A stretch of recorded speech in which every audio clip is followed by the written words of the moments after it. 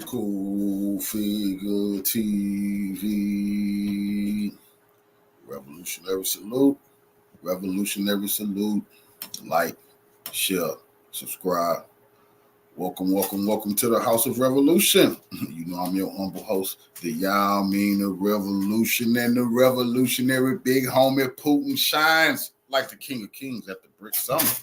Before we get into that, be sure to wipe your feet. That means hit the like button. Like, share, subscribe, support the platform, y'all. Let everybody know we live and you in the House of Revolution. This is very, very humiliating for the West. Very humiliating for Jim Crow Joe and Kamala Harris. How the hell you gonna ever stand eye to eye with President Putin or President Xi or President Modi, who is in at the Brics meeting, and you is in the White House whining and complaining? Welcome back. More than 20 world leaders are gathering in Russia for the Brics Summit of Emerging Economies. The alliance was formed as an economic and political counterweight to the West, with members that initially included Brazil, Russia, India, China, and South Africa. The group has since expanded by 4 more countries. The event seen as an opportunity by the Kremlin to push back on attempts to isolate Moscow over the Ukraine war. The West, led by the United States, said Russia was isolated. Now these people are now on TV. They actually been telling the truth for the last couple of days, saying that the attempts to isolate Putin has failed. We knew that. We seen it in Ukraine. What the hell you mean? We seen the world will not turn against this man. No, the world is turning against the U.S. and they're hurting our pockets. The dollar. Putin has sat down with these people and they're putting a nail in the coffin for the dollar. And all the rising economies are rolling with him. The Europeans is old news. That's the old news. Nobody give a damn about what Europe do. America, an old thing. Nobody care about America no more. They were scared of America. That was true. America was a bully. But Putin has proved he the big dog on the block. And it's his time to shine now.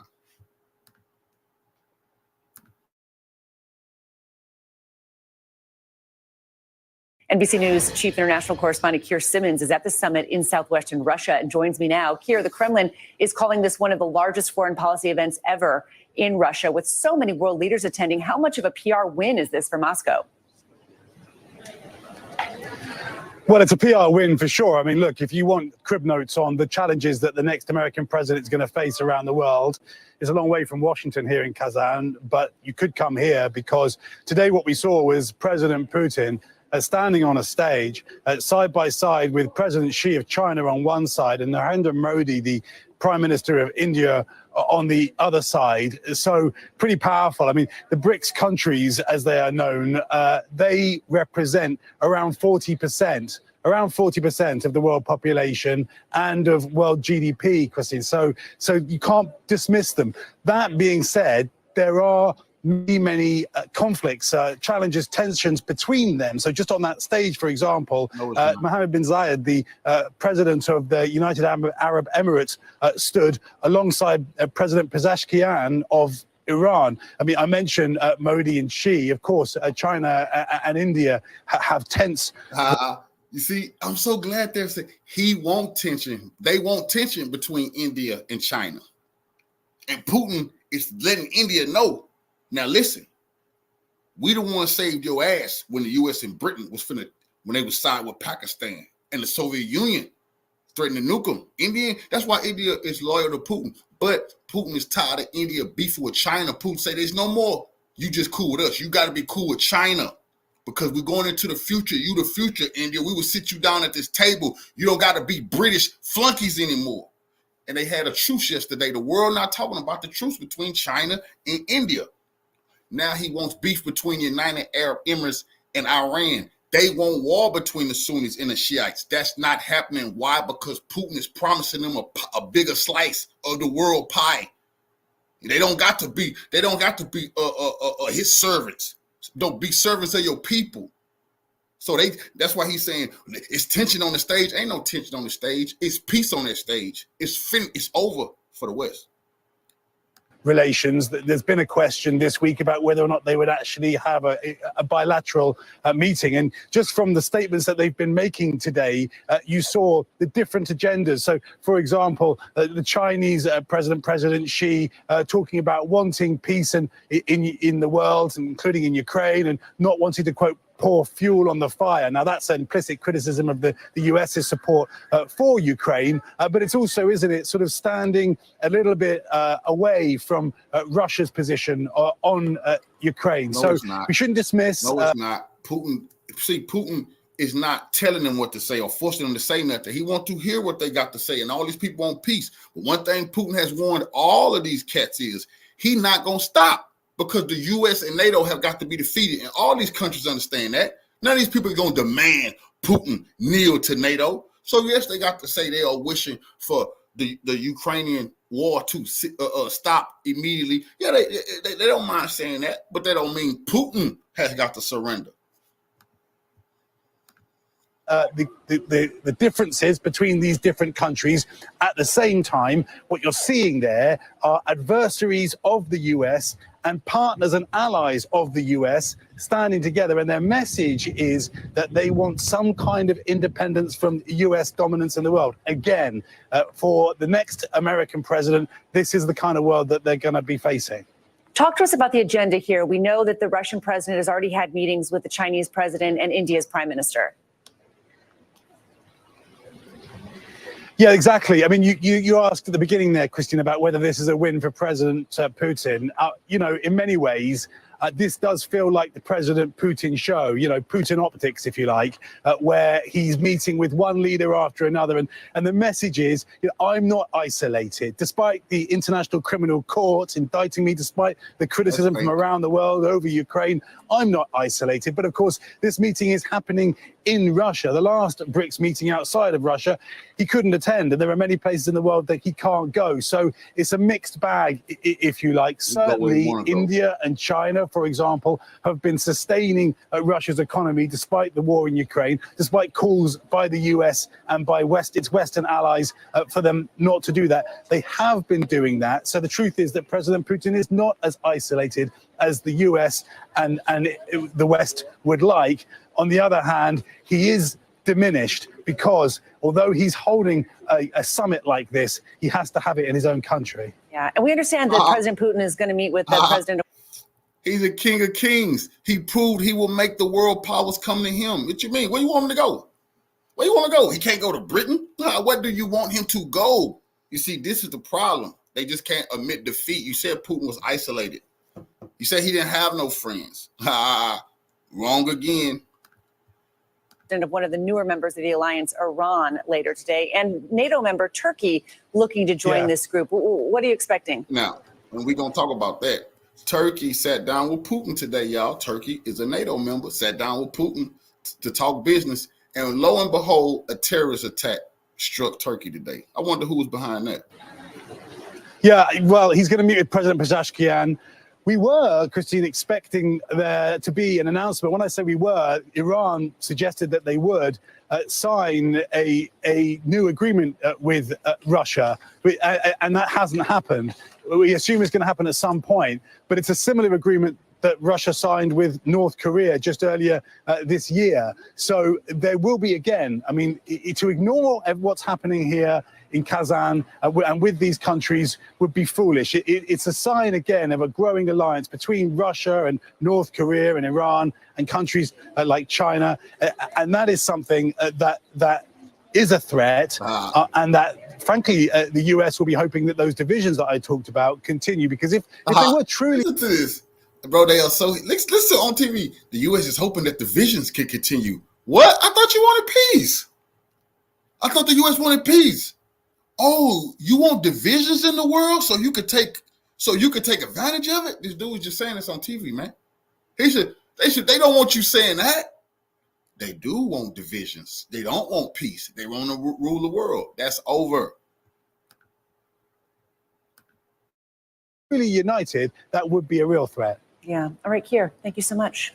Thanks for watching. Stay updated about breaking news. Oh, they want India and China to fight. Nope. They want Iran and Saudi Arabia to fight. Hell no. Iran and Saudi Arabia is holding joint military drills. We're going to talk about that too.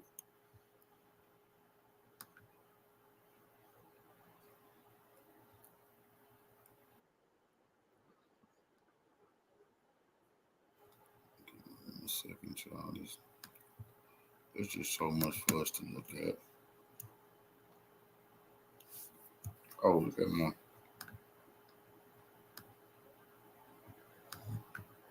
I guess the U.S. really gonna be pissed at Nicolas Maduro. That salute, family, roll up that good dinner, man. Estamos llegando a esta cumbre histórica. Primera vez que un presidente de Venezuela. Salute to the revolutionary Maduro. We're arriving at this historic summit. Long live It Chavez. is the very first time that a president of Venezuela has been invited to attend a Brics summit of heads of state. It is already a historic event that a Venezuelan president attends a summit. We have already participated at the ministry. See, the U.S. want to steal the oil of Venezuela, which is the second largest oil reserves in the world. But with Venezuela joining BRICS and sitting down with Putin, this is how you are able to share the wealth. You have to steal. And the U.S. is pissed. Putin wins again. Ministerial level, like foreign ministers, ministers of economy, ministers of communication, of culture, we are now already part of this machinery, of this design of the multicentric and pluripolar world. Yep. The Venezuelan president highlighted the possibility that the countries with the largest oil reserves in the world join a great economic development project. We always thought about the possibility of being part of the great economic development project, a project of cooperation, the countries that have the largest oil reserves in the world. That is to say, Russia, Saudi Arabia, Iran, and Venezuela. And in this space, that is the epicenter of the new world, we have already met.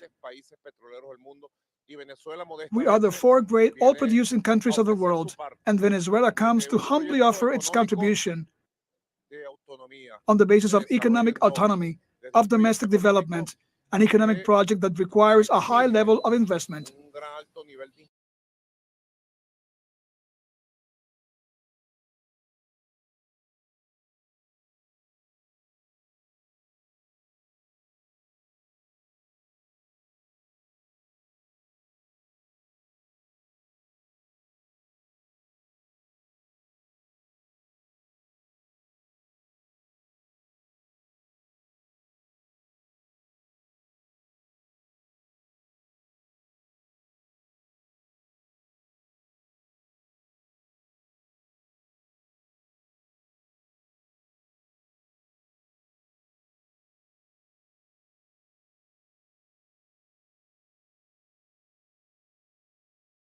Russian President Vladimir Putin has hailed what he's calling a new multipolar world order after welcoming world leaders to the BRICS summit. The meeting in Russia is the first since the alliance of emerging market nations took on 4 new members: Egypt, Iran, Ethiopia, and the United Arab Emirates. On the sidelines of the summit, Chinese leader Xi Jinping and Indian President Narendra Modi are set to hold their first bilateral meeting in 4 years. UN Chief Antonio Guterres is also present. He will sit down with Russian President Putin to discuss the war in Ukraine, a decision that has angered Ukraine's government. Well, another leader making the trip to Russia for the BRICS summit is Turkey's President Recep Tayyip Erdogan. His country is seeking to become the first NATO member to join the BRICS club, which likes to see itself as a counterweight to the West. DW correspondent Yulia Han has more on Turkey's ambitions. Turkish President Erdogan is trying to forge new ties beyond his traditional Western allies. For some time now, he has shown interest in joining BRICS. The bloc led by Russia and China includes some of the largest emerging economies and views itself as a counterweight to the Western-led global order. Türkiye yönünü NATO, the U.S., CIA, Mossad, MI6, they attacked that man today, y'all. Ain't that a shame? Why did NATO attack Turkey today? were a terrorist attack all because he wanted to join BRICS and he went sat down with Putin? Turkey cannot achieve its goals only by turning towards the West. Turkey can become a strong, prosperous, prestigious, and effective country if it develops its relations with the West and East simultaneously. But Turkey is a NATO ally and a candidate for EU membership. So what is Erdogan hoping to get out of BRICS? His Excellency, Mr. Ankara's ties with its Western allies are often strained. Erdogan has sought to carve out a more independent foreign policy, analysts say, and to bolster Turkey's global influence. Erdogan's policy has always been a balancing act, wanting to have a foot in each camp, and also where he can, playing off the West against Russia, the US against China, and so on. So BRICS probably provides an opportunity for that. Erdogan is also frustrated with the European Union. Turkey's decades-old membership talks have been stuck, mainly because of what Brussels says is democratic backsliding under Erdogan. This limits Turkey's ability to trade and has prompted Ankara to look elsewhere. This decision is also informed by the difficulties that Turkey has had in upgrading its economic relationship with Europe. And Europe would never, ever, ever, ever let Turkey be a part of the European Union because they Muslims. They're not going to have it. It's a clash of civilizations. The Turkish president know that. That's why he want to join BRICS. That's why he playing them off against Putin, because he know they would never let them into the European Union. Turkey too strong, too historical of a nation. They want Turkey to be their Muslim flunkies to bash the Muslim world. There's built up, accumulated frustration over that. Membership in BRICS could help the Turkish economy that's been ailing under Erdogan in recent years. BRICS stands for Brazil, Russia, India, China, and South Africa. Founded in 2009, the economic bloc now has 9 members and generates more than a third of global GDP. It could further facilitate the inflow of foreign direct investment from those countries, and here particularly China. And we've seen examples of recent interest from Chinese electric car manufacturers to invest in Turkey. But BRICS is often described by its critics as a tool for Chinese and Russian influence and a platform for authoritarian governments. So what would that mean for Ankara's relations with the West? It would be a big deal and really not something that European Union countries or Turkey's allies in the West would respond favorably. But from Turkish angle, I think it's a sign of desperation, trying to get the West to pay more attention to its needs. A political gamble that could prove risky, and it doesn't seem clear at all whether or when Turkey would be accepted. All right. So Turkey decided to sit down with Putin and talk Turkey. Just try to help his nation out a little bit. And what happened? Why? And I need y'all to help me with this because I just can't understand this. Why would terrorists decide to attack Turkey? Because he's sitting down with Putin. Now, more out of Turkey on our breaking news story, where the Interior Minister says a Turkish aerospace company has been targeted in a terror attack in the capital, Ankara. These are the pictures from the scene. Casualty. So I guess this is just a coincidence. There's nothing to see here, right? Move on, cult figure. What are you wasting your time looking at this story? Because I want to know why terrorists decided to attack and kill people in Turkey, to attack their defense industry on the day that the Turkish president is sitting down with Putin. Huh? Who will believe that's a coincidence? There ain't no coincidence. That's just how devilish the West and NATO and Americans, they are. Turkey better understand. What this is NATO telling Turkey, ain't no getting out of NATO. Once you in, you in forever. You won't have a country no more. Your country will be overran by terrorists. This is true.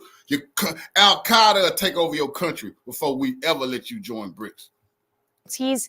Have been reported. I'm now joined by Gallup Dele, a senior consulting fellow at Chatham House in London. Gallup, great to see you. Thank you so much for taking the time today. We're getting these images in of what seems to be an active scene right now. The Interior Minister calling this a terrorist attack. What more do you know?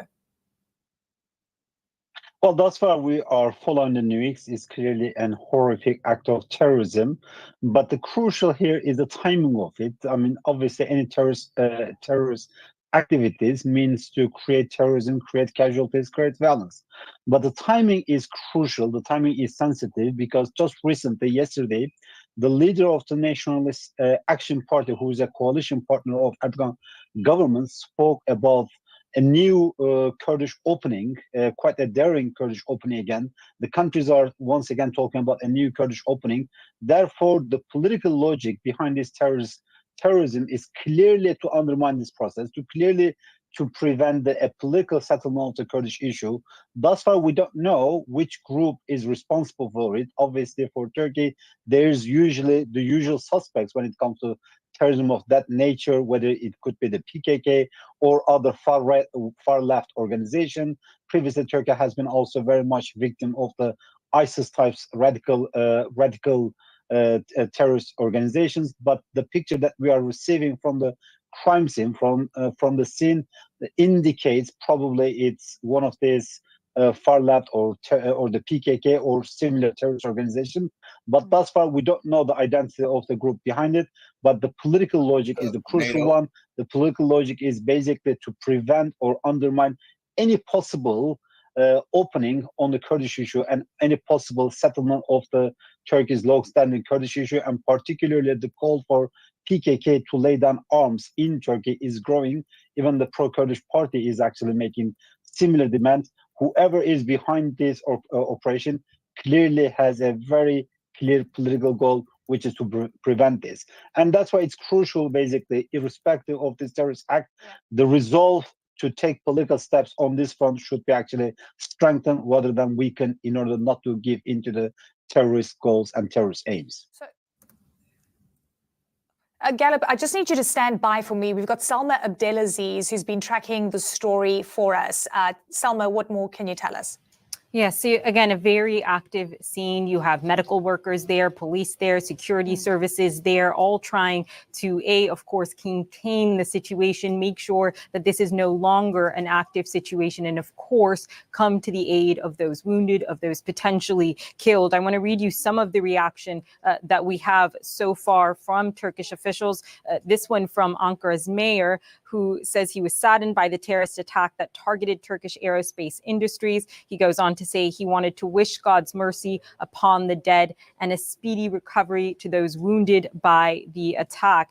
It's Turkey's Interior Minister, who also commenting on this attack, saying, unfortunately, we have martyrs and injured people in the attack. It was the Interior Minister who posted this on X, alerting the news media internationally to what's happening there on the ground. But so far, of course, we don't know how many people are injured. We don't know how many people are wounded. What I do want to show you that we have at this time is social media video that we've just verified, if we have that, to show our viewers. And what it shows is first an explosion at this facility, at the Turkish Aerospace Industries facility. We have geolocated this video. We know that this is the location that is being shown on that video that you can see on your screen now. There is an explosion, and after that explosion, there is an individual. That individual appears to be carrying a weapon.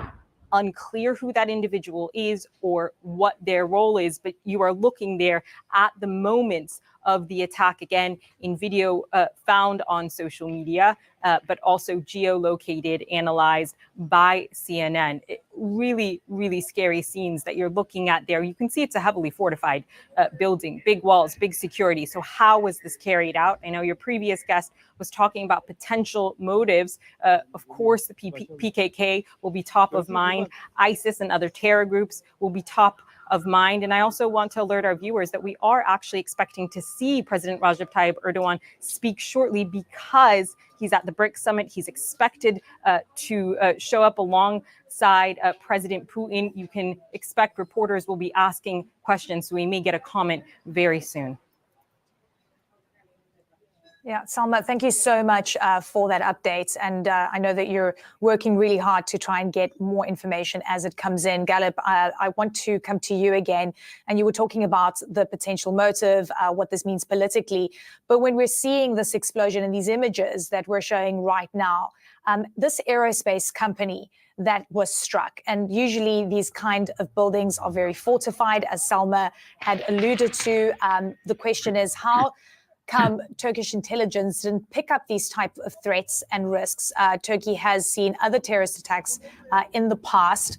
Salma also said that this is obviously going to create a lot of fear. Could you give us a sense of what this means for Erdogan politically, and also what this means for the safety of people in Ankara and the threats that clearly, like this one, not intercepted? Don't join Brics. Well, dealing with terrorism is not an easy task, and unfortunately, in the countries where you have the best security measures in places like, we are in London, that has been also subject to many terrorist activities, or Paris, or many other countries. So there is no a direct solution where you can stop all the terrorist activities completely. But nevertheless, there will be quite significant discussion whether there was security breaches, security lapses, and the responsible agents, the responsible actors for this. The Turkey is not the first time that is being targeted by the horrific terrorist attack. Unfortunately, Turkey has been subject to such terrorist attacks for a long time. So therefore, there will be all these questions, and politically that will be discussed. So there will, all these questions, I think, will be settled soon. But most important at this stage is the terrorist acts, but also the identity of the terrorist groups, because that will tell us quite significant about the motives behind it, and that will also shape the public discussion and political discussion around it. Because if it is an ISIS attack, that is different things. If it is a PKK attack, that will have different implications. So in terms of the security implication, we might talk about, how the Turkey will be further discussing how to prevent such future attacks. But for political implications, it's crucial that we know also the identity of the group that has carried out this terrorist attack. Yeah. What are you expecting to hear from President Erdogan? Oh, sorry. Well, I think the first one from the President Erdogan is whether by that time we'll have any clarity about who is behind these terrorist activities, and secondly, obviously the many condemnation, many vowing to make sure that these terrorist organizations are paying the price that will come. But I think we have to wait first and foremost to really have the full picture of the terrorist groups that is involved, because, as I said, that will be very crucial to define the government's responses. If it is again, CIA and Mossad paid Kurdish terrorists in that country to do this, so they could say he shouldn't be meeting with Putin. He should be at home taking care of his country. But that man not no fool. They know exactly who did this.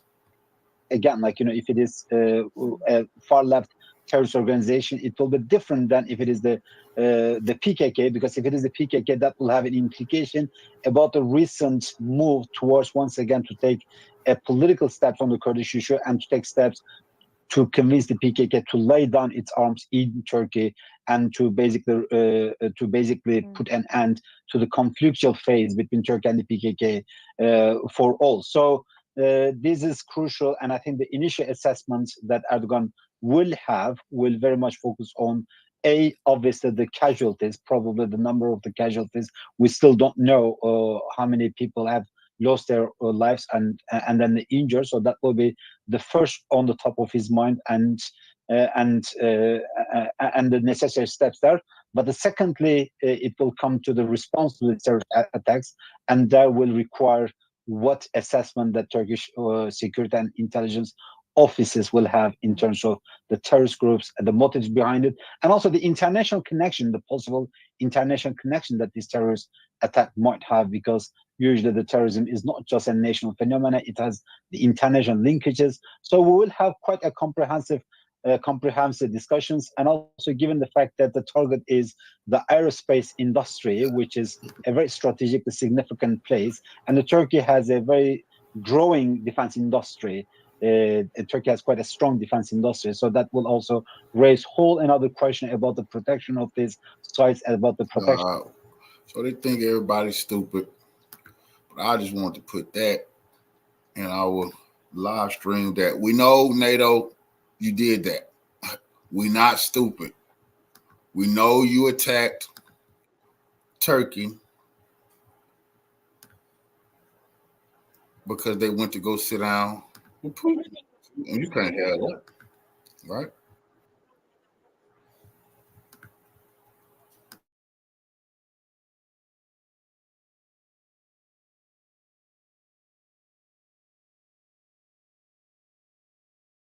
Trading with one another with no strings attached should be the baseline, should be the normal. But it's not. Not in the West, at least. This is why BRICS was created, out of necessity for normality.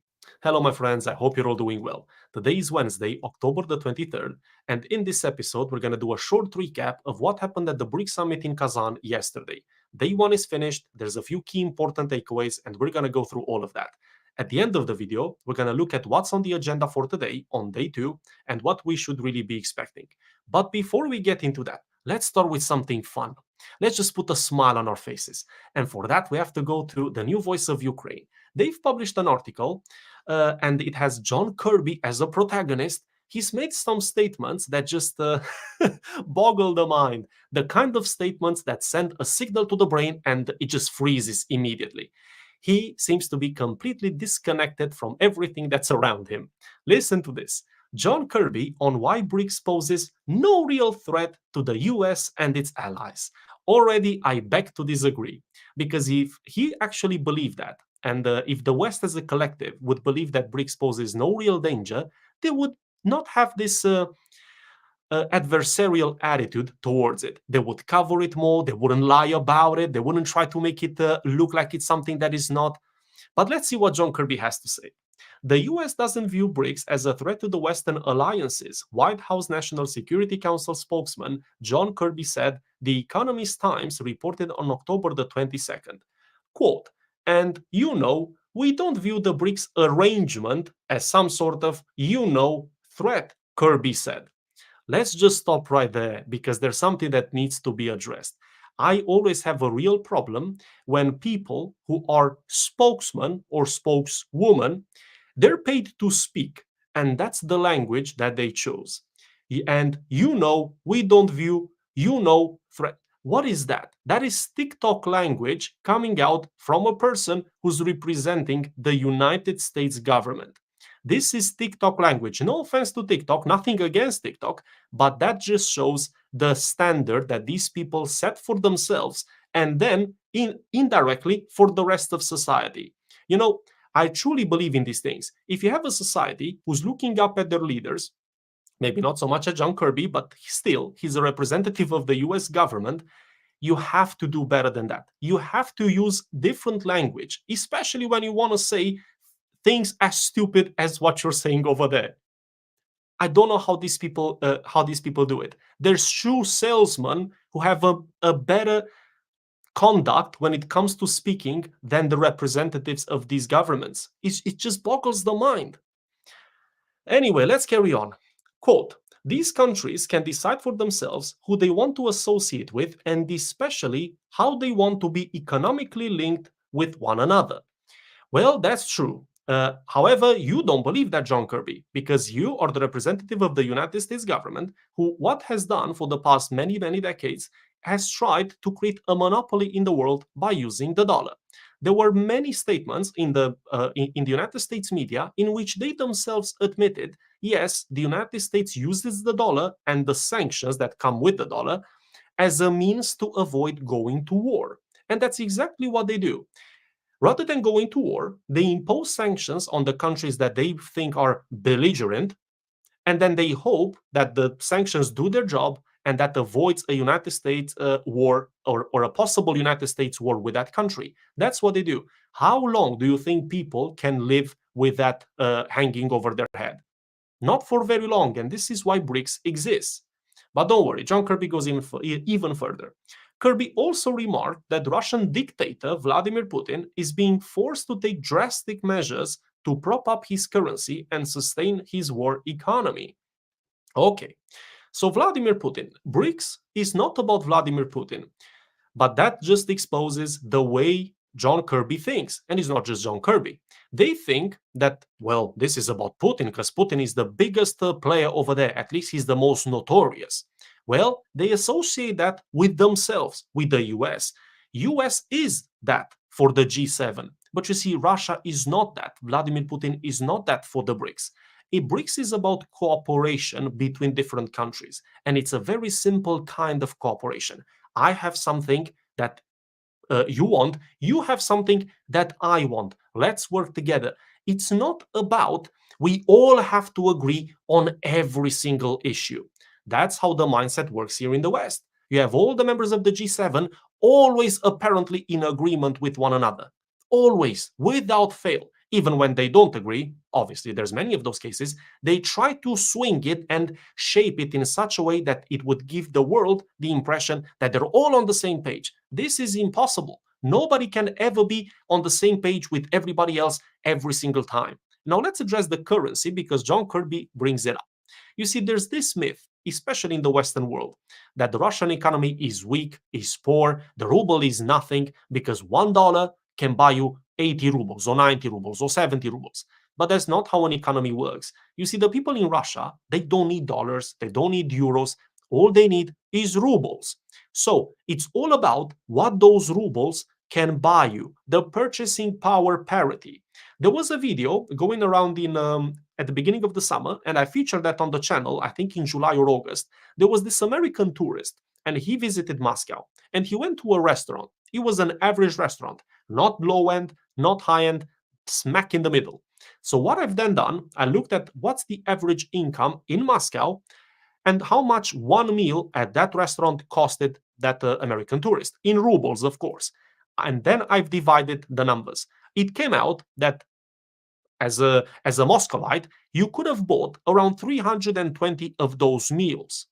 But then I've done the same for London and New York. And guess what?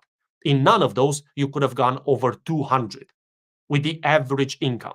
So it's all about what those rubles can buy you. And in Russia, those rubles can buy you far more than the dollar can buy you in the United States. That's the crux of the issue that a lot of people don't know and don't understand, and John Kirby is banking on that fact.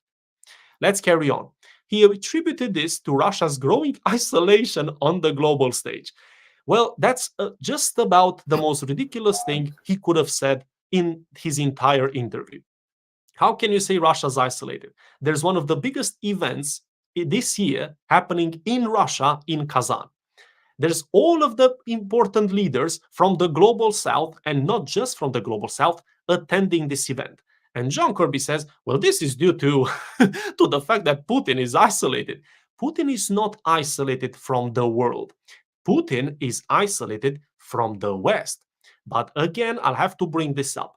The West thinks that the world starts and ends in the Western Hemisphere. Nothing goes past it. There's only jungle beyond that, you know, if you was to ask a certain character. That's what these people say. They think like Jungle Joseph Borrell. They cannot imagine that the rest of the world matters, because to them, it really doesn't. Anyway, let's go on. As reported by Bloomberg, by hosting the BRICS summit in Kazan, Putin aims to show the US and its allies that he hasn't become a global pariah. Another wrong thing, but this one doesn't come from John Kirby. This one comes from Bloomberg, you know? I mean, Bloomberg, John Kirby, you know, same thing. Point being, that's not why Russia has chosen this summit to happen in Kazan. I personally think the main reason for why Kazan was the location and not Moscow, not St. Petersburg, is purely because in Kazan you have something very interesting happening. You have a lot of Muslims and you have a lot of Christians. And guess what? They live together in peace. That's what Putin wanted to show, not to the global south, because they know that already, but to the world, to the wider world, especially the people in the West. I've received a very beautiful comment on the video that I've made about BRICS yesterday from a lady who lives in Kazan. And she said, my husband is Christian, I am Muslim, we live in peace, we've never once had any sort of disagreements based on religion. People there learned to coexist, and not just coexist, but actually flourish in the relationships. This is something that is almost alien in the West. I know, the West is the one who says diversity is our strength, but to be entirely honest with you, it doesn't look like it when you're here and when you look around you. That is very much true there. Russia is the most ethnically diverse country on the planet. They've learned to live with one another. But in the West, there is no such framework that actually encourages these things. It's just a lot of lip service, but that's about where it ends. Let's carry on. BRICS, named after its founding members, Brazil, Russia, India, China, and South Africa, comprises some of the world's largest emerging economies. Earlier this year, the group expanded by adding 4 new members: Iran, the United Arab Emirates, Ethiopia, and Egypt. Saudi Arabia has been invited to join, but the kingdom has yet to do so. Okay, so based on the statement that they've just made, how is then Putin isolated? You people admit that some of the biggest players in the world are there, but Putin is isolated. Putin is not isolated. And what I want to say something here. I think this conflict in Ukraine, not the war actually, is the West overreacting to this war. I think that has exposed the West to the world and also opened the eyes of many people to Russia. Now, in the West, and I'm not blaming the Westerners here by any stretch, the West, a lot of people in the West believe with this false idea of Russia, that it's a backwards country, that they can't seem to be competent in any sort of field, sector, industry. They've lived with that because that's what you get from the education system, from the media, from the social media. So I don't blame the Western people. A lot of them live with these falsehoods. However, this conflict in Ukraine, it gave people the opportunity and it made people wonder, well, hold on a second. Is it exactly like these people from BBC and Bloomberg and Reuters are telling me? And they've done a little bit of research on their own. I see them every single day saying these exact same things in the comment section, not just on this channel, but on other channels that I follow. People, because they didn't know any better, they thought that Russia was the worst thing imaginable. But because of this conflict, and because there was only one-sided narrative, it actually inspired people to look a little bit further than what BBC is telling them. And guess what? They found a whole new world. There's a whole new world out there that John Kirby's of the world don't want us to know about. So, enough with John Kirby. He's taken way too much time, but I think it had to be addressed. Now let's look at what happened at BRICS Summit, where Putin was very isolated on day one. So the first thing, it was obviously Xi Jinping was there. Russia and China relations were they're at an all-time high, as reported by the Russians themselves. By the way, these updates that I'm going to give you now, they come from the Russian media.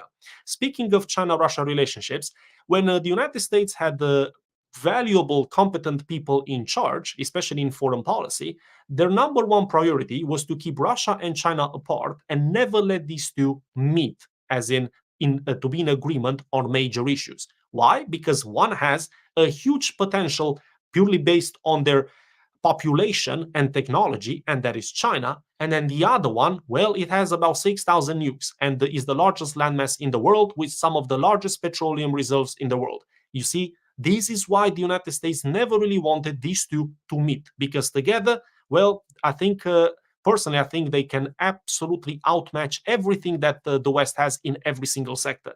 With that said, United States stopped having these competent people in charge at about the beginning of the 2000s. The neocons have really set in, the mindset has changed, ideologues took over, and boom, what would you know? Now Russia and China have the best relations they've ever had in the history. So let's see what the Russians are telling us about this yesterday. Notably, despite negative external factors, trade turnover increased by 4.5% from January to August, maintaining its positive upward trend. Putin highlighted that Moscow and Beijing's collaboration on international issues acts as a stabilizing factor on the global stage. And that's exactly right. You see, when the West decided to pull out of Russia with its companies, dollars, SWIFT, all of that, China, and not just China, But China was the biggest one who stepped in and said, okay, well, don't you worry. We're going to sell you this. We're going to buy that from you. That business as usual. The only thing that changed is that the Russian gas was going towards Europe. Well, now it's finding its way down south into China, and not just China, obviously. China stepped in where the West did not. This is why the West is very angry at China, because China provided an opportunity for Russia to evade the sanctions. So today, Xi Jinping and Vladimir Putin, they're going to hold the bilateral talks. I think that's going to be very interesting. I'm personally very curious to see what they're going to talk about. Obviously, they've had that conversation yesterday as well. Now let's see at what happened with India, because this is something that the West reported on yesterday. They didn't say much about the summit yesterday, but they touched on the fact that Prime Minister Narendra Modi, he said to Putin, well, we want this conflict to end as soon as possible in the most peaceful way possible. And the West just took that and stepped it on front of every newspaper. Why? Well, because it's important to create a certain narrative that the Russians and the Indians are at each other's throat over the conflict in Ukraine. No, that could not be further from the truth. And guess what? The Russians say the same exact thing. Let me read you this.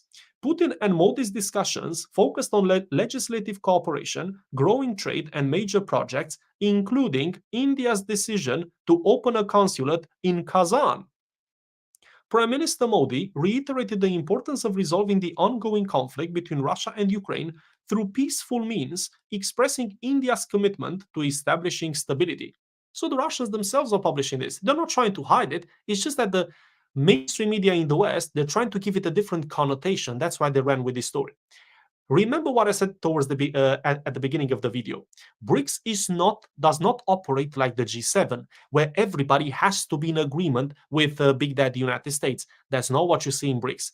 Brics, it's about cooperating. It's about making money, and it's about making life easier for the people of those countries who participate in Brics. It doesn't mean that Modi needs to agree with Putin. It doesn't mean that Putin needs to agree with Xi. It doesn't mean that Xi needs to agree with Ramaphosa. That's not how Brics works. But for the Western mainstream media, this is such a foreign concept. Anyway, that's regarding India. The relationship with South Africa remains strong, with President Cyril Ramaphosa noting in talks with the Russian leader on Tuesday that trade has begun to grow again, increasing by 3% from January to August. So this is the very essence of Brics. It's about trade with no strings attached. That's it. You see, with the West, like I mentioned yesterday, with the West, when you trade, well, you can do it, but with all sorts of strings attached. And that's just not the way it should be. You see, I think it's very sad, and I truly mean this. It's very sad that we've reached a point in time, 2024, and it's been like this for a few years, when normality is something that people go out of their way to achieve. And that's what Brics is. Trading with one another with no strings attached should be the baseline, should be the normal. But it's not. Not in the West, at least. This is why Brics was created, out of necessity for normality. It's incredible. And now we have this one. And this is the biggest thing that really upsets the United States especially. Advancements in the New Development Bank. Meeting with Dilma Rousseff, the head of the BRICS New Development Bank, NDB, Putin commended her leadership of the institution, which has financed around 100 projects totaling $33 billion since its inception. Putin remarked that increasing transactions in local currencies would lower debt servicing costs, enhance the financial independence of BRICS nations, and reduce geopolitical risks. This is the single most important thing for the United States. Why? Well, it's because this bank represents everything that the United States opposes, which is an alternative to the dollar. You see, Putin stressed the fact that it's not just the fact that this bank finances countries in the global south, but they finance those countries in their national currencies. This is big, because that way those countries can bypass the dollar. Putin is also mentioning reduce geopolitical risks. Well, what do you think he means? You get the cookie if you get the answer right. Is the international sanctions imposed by the United States and the collective West. You see, if you're not using the dollar to trade, well, those sanctions mean nothing to you. And that is what BRICS is striving for. Now, it's going to take many more years before this system fully matures. I understand that, and I think we all do. It's just in its infancy now. But the fact that it's moving, it's progressing, whereas the West is regressing, I think that's the one single point that the Western mainstream media doesn't want us to really see. Because if you look at the economies in the West, pick any economy you want out of the G7, none of them is doing well. The United States is the only one that's growing year on year, but that's because it chokes the rest of them. But enough with the West. Let's just take a look at what's on the agenda for day 2 of the BRICS summit today. So we have Putin's first bilateral meeting on October the 23rd will be with Iranian President Masoud Pezeshkian, which will follow the 2 summit sessions. Putin is expected to discuss the long-awaited Russia-Iran Strategic Partnership Agreement, which covers all areas of bilateral cooperation between the 2 sides. Well, this is big because obviously we have how should we put it? We have a conflict brewing in the Middle East, and this is one of the key things that will determine how that conflict plays out, at least in my opinion. The Russian president is scheduled to meet with his Turkish counterpart, Recep Tayyip Erdogan. Prospects for developing trade and economic ties, as well as a project to create an international gas hub in Turkey, are reported to be touched upon. Well, speaking of Erdogan and Turkey, they've been trying to get into the European Union for over 20 years, and there's not a single solitary chance of that actually happening. Now, you see, they will join BRICS. Erdogan and many of the government officials have clearly expressed their desire to join BRICS, and I think they will. It's just a matter of time. It will be the first NATO country who will join BRICS. This is big and this is huge. But you see, the fact that it took over 20-something years for the European Union to keep dangling the EU membership in front of the Turkish people and nothing really happening, that just doesn't sit right with the Turkish people, which is why now they're looking at alternatives. I personally think that it would have been fair for the European Union to say to them a very long time ago, look, there's no chance of this membership going on. You have way too many problems with the Greeks. There's just a lot of geopolitics involved. I understand that. But why keep dangling the EU membership in front of them? Why not just be fair and say, look, this is not going to happen. I'm sorry, it's not going to happen. Look elsewhere. They haven't done that. Anyway, let's look at the last one. Putin will also hold a bilateral meeting with Ethiopian Prime Minister Abiy Ahmed Ali, whose country officially joined BRICS on January the 1st. Ethiopia is one of the best examples for what BRICS really is. You see, Ethiopia is a country that imports a lot more than it exports. What does it export? Well, gold, coffee. There's a lot of things that they export. But what do they import? Wheat, petroleum. Do you see the connection? They have something that other countries want. Coffee, gold. What do they need? Well, wheat and petroleum. Who has that? Plenty of it. It's Russia. You see, this is how the BRICS functions. They look for members who can add something to the rest of the community. BRICS is not trying to just get the numbers up. They look at strategic partners in strategic places of the world. Obviously, the United States, the West, they try to downplay it and put it underground if possible, but that's just how these countries function. Also, there was a lot of talk about India profiteering off of Russia because now the Indians are buying the gas and the oil from Russians at a cheaper price, and then they resell it to the West. Yes, they do that. And guess what? Good for them. Don't you think the Russians know about it? Of course they know about it. But it's working out for the Russians as well because they still have a market to sell that oil.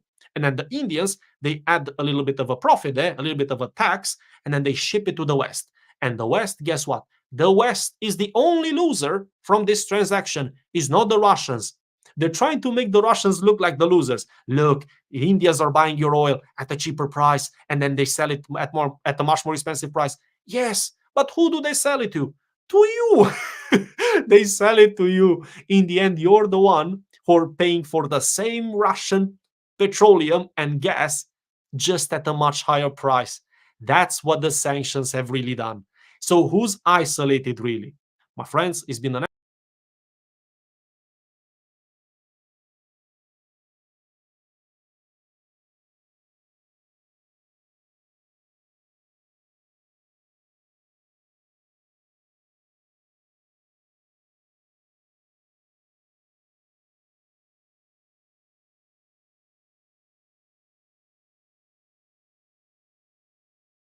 36 presidents and prime ministers are here just to show how isolated Russia is, just to show what an international pariah President Vladimir Putin is. 36 presidents and prime ministers. The countries of the global south have coalesced together in Kazan, Tatarstan, a Muslim republic within the Russian Federation. It is a truly momentous sight. I have never been part of or seen anything quite like this. I grew up in the shadow of Bretton Woods in 1945, which set the economic and fiscal architecture for Western societies after the end of the Second World War. Bretton Woods, in my lifetime, was whispered reverently, was a kind of lodestar to which we looked. It was the mother ship. Well, Kazan, Brics 2024 will shape the lives of my children, your children, and their children yet unborn. The truth is, a new world is being born here. It's not just that half the population of the world was sitting around a single table. It's not just that the economic indicators of BRICS, the GDP of the BRICS countries combined are now greater than the G7, once all-powerful. It's not just that half the world and half the wealth of the world is here under one roof, is here just a block away from me. If you hear the sirens, it's one or other of the 36 presidents and prime ministers speeding by in their high-security cavalcades. The big decisions that were made today are now tumbling out. By Sunday, they'll all be out. So stay tuned for that in the mother of all talk shows. But the ones I can bring you now are this. Iran is now a member of BRICS, a momentous decision taken unanimously by the other members of the alliance. And BRICS will now include a second I, Iran, after India. Brazil, Russia, India, China, and South Africa were once upon a time the members of BRICS. Now, 36 members and a list as long as your arm of people who are candidate members or who wish to become candidate members of BRICS. Not yet announced, but I can tell you exclusively, is a new commodities exchange. For those of you who know nothing about economics, that might not sound like a revolutionary salute to our brother Vincent Brown for the donation to the war chest. Revolution is a way of life. Absolutely appreciate the love, family. Salute. big deal.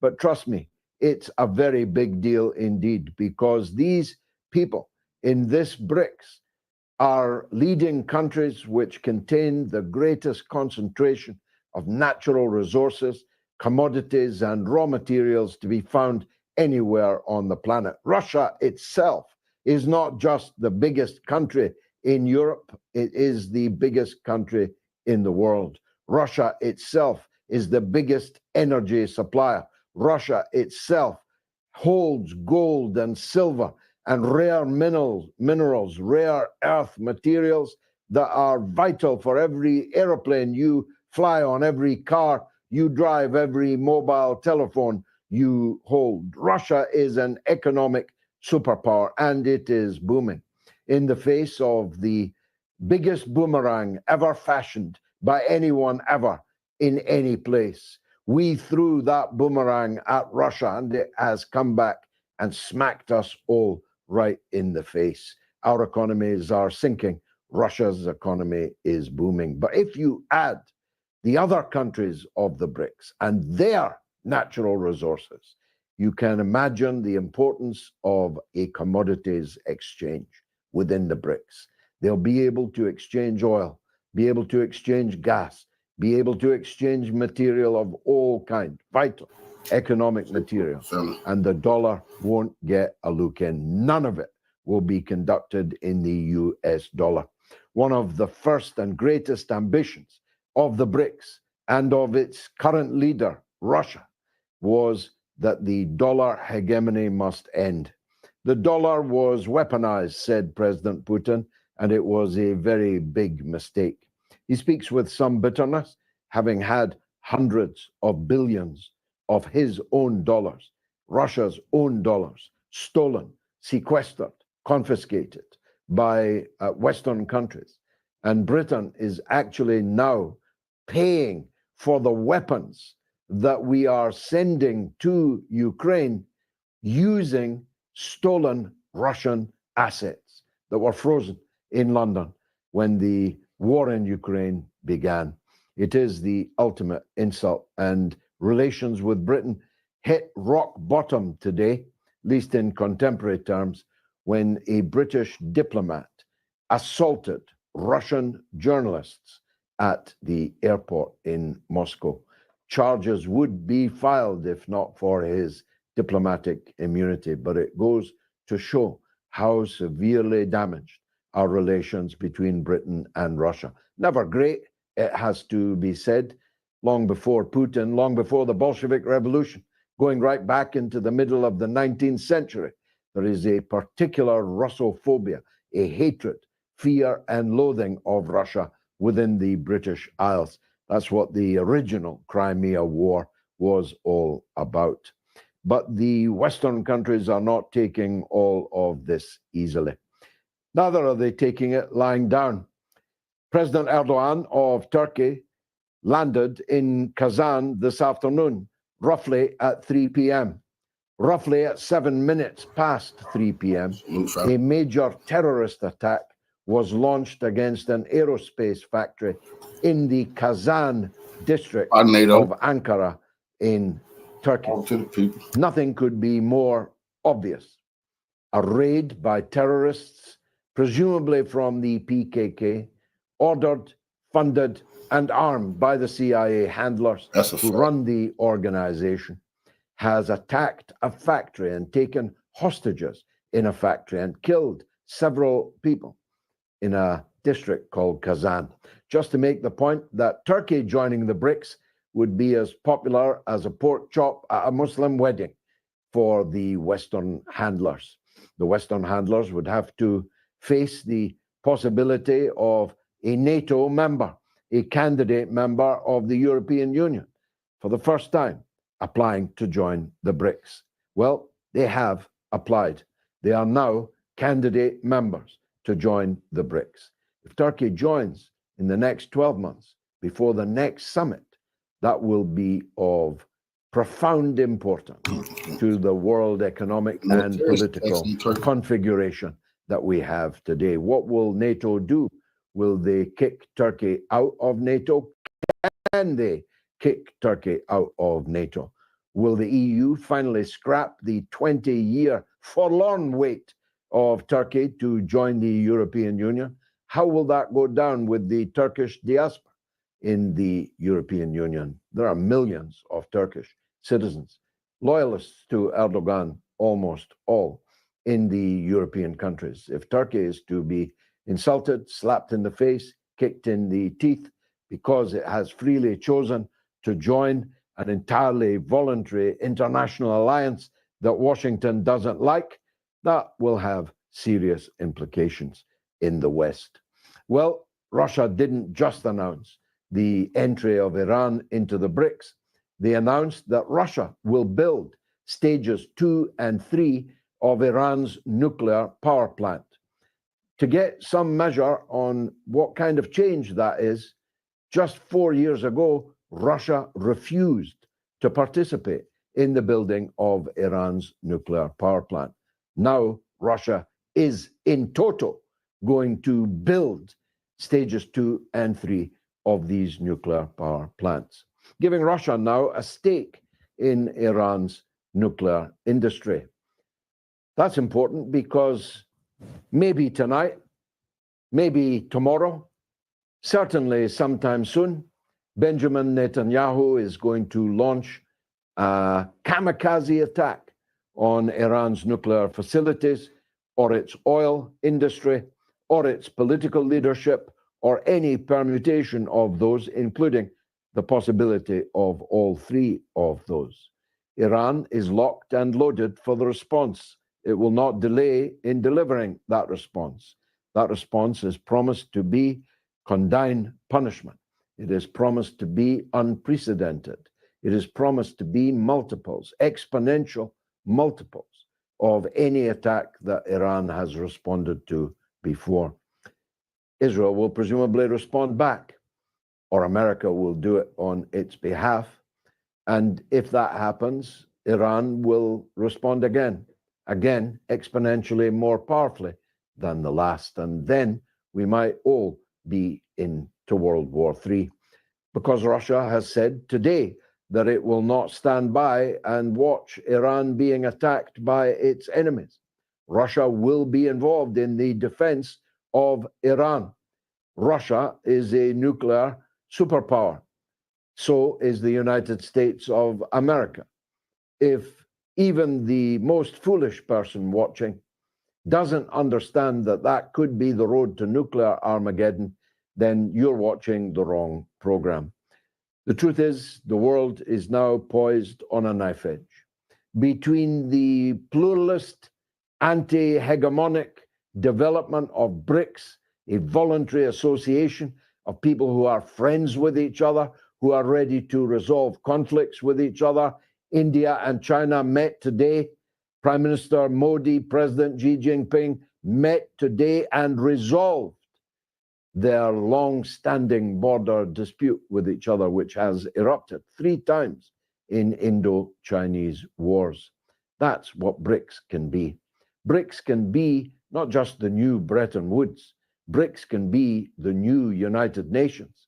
For Brics is what the United Nations was supposed to have been before it became paralyzed by the veto powers of Britain, the United States, and usually France in ossifying the divisions that exist in the world. Brics exists to solve those divisions. Brics exists so that people can mutually benefit, win-win solutions, rather than the zero-sum game, winner takes all, our way or the highway approach of the Western powers led by the United States of America. Let me turn to the United States of America. I have been predicting to you for several weeks now that Donald Trump was not just going to win, but that he was going to win by a landslide, too big to rig. That's what we are now looking at. Kamala Harris knows it. You can see it written in every line, camouflaged on her face. You can hear it in the voices of the Rachel Maddows, the MSNBCs, and the alphabet soup of liberal American television. You can read it between the lines and occasionally on the lines of the liberal pro-Democrat Party media in the United States. You can see it in the bemused, dazed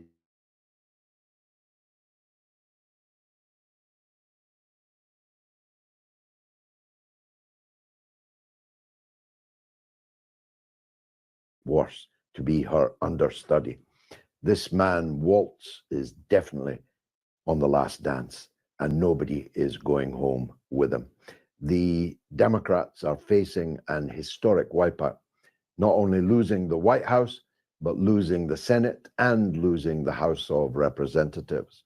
Donald Trump will be the king of all that he surveys.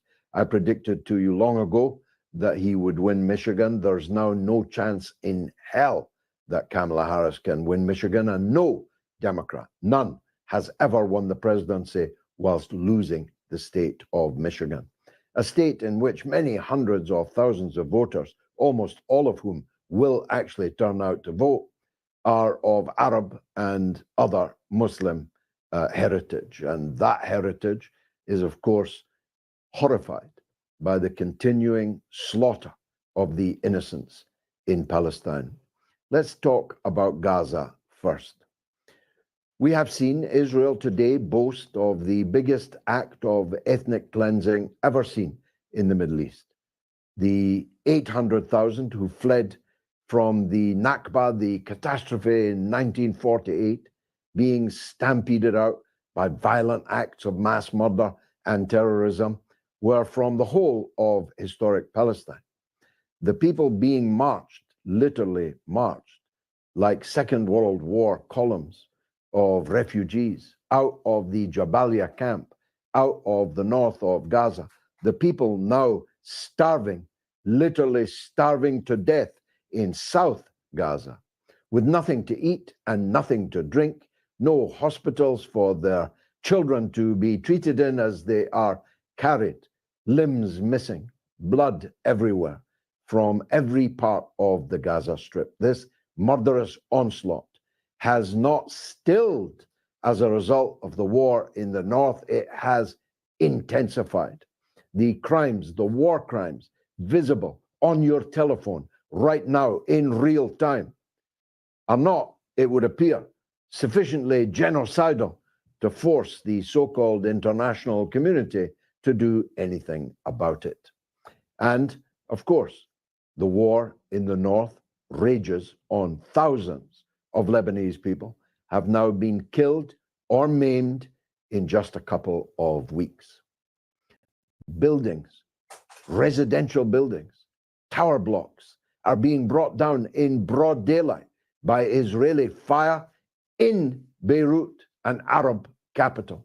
And still the Arabs cannot act. Still the Muslims cannot act. Still the Brics cannot act. Nobody can act to stop a country of 7 million people, the vast majority of whom are consumed by violent bloodlust to extirpate, exterminate these subhumans that they have adjudged to be wrongly in their midst. The fact that all of them are living on stolen Palestinian land, the fact that even Netanyahu is living in a stolen Palestinian house, literally. Even the fact this country, within the living memory of people watching this show, was actually called Palestine. But that Palestine has been wiped off the map. That was very convenient indeed. But the people have not yet been wiped off the map. An historical omission that the Netanyahu gang appear determined to correct. And they may do so. They may succeed in the complete annihilation of an entire people under their illegal military occupation.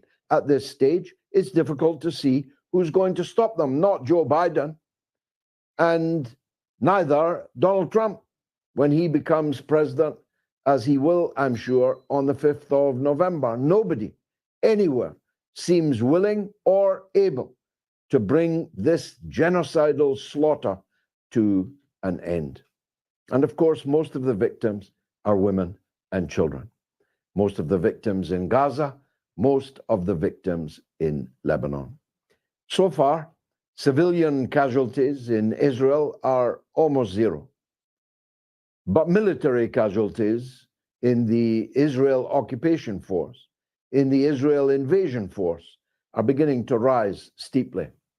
Military censorship precludes the Israeli media from bringing the bad news to their own people. But nonetheless, truth will out. The Medivac helicopters clattering overhead incessantly, 24 hours a day, are clue enough at the toll, the price which Israel is paying now that it's fighting men, not women and children, now that it's fighting the Lebanese resistance on the ground. They're paying a very high price indeed. As I look at the clock, the war between Israel and Iran has not yet begun. But I wouldn't put money on it not having started by the time this show finishes tonight. This is the right place to come to hear what's going on. Fasten your seatbelts. It's the mother of all talk shows from Kazan.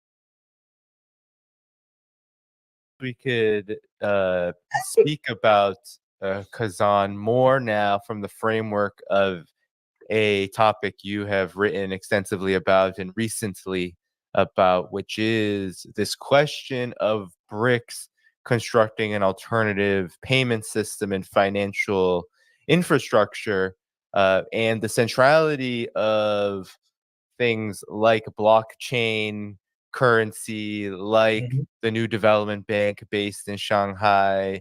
So we have Russia and China, of course, spearheading a lot of this.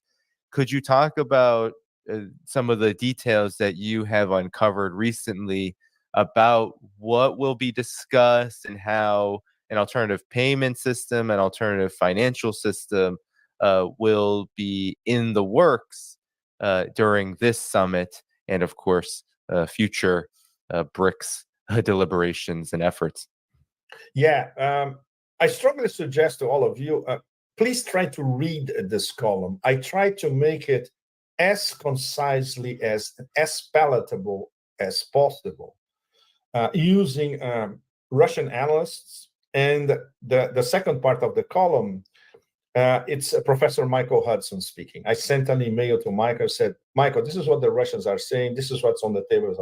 Please tell me what you think should happen. And his suggestions are fantastic. But it's going to be very complicated because they don't exactly align with what they are discussing here. But most important things will be on the table, and we still don't know how they're going to present it to the other BRICS, and we still don't know the conclusions and how they're going to present this to the rest of the world. A system called BRICS Bridge, which is inspired on the M-Bridge system, which is ongoing. He has among them the People's Bank of China, Hong Kong, Thailand, Emirates, Saudi Arabia. There to a few months ago, 2 months ago or so. For instance, it's an example that I always mention because it's quite graphic.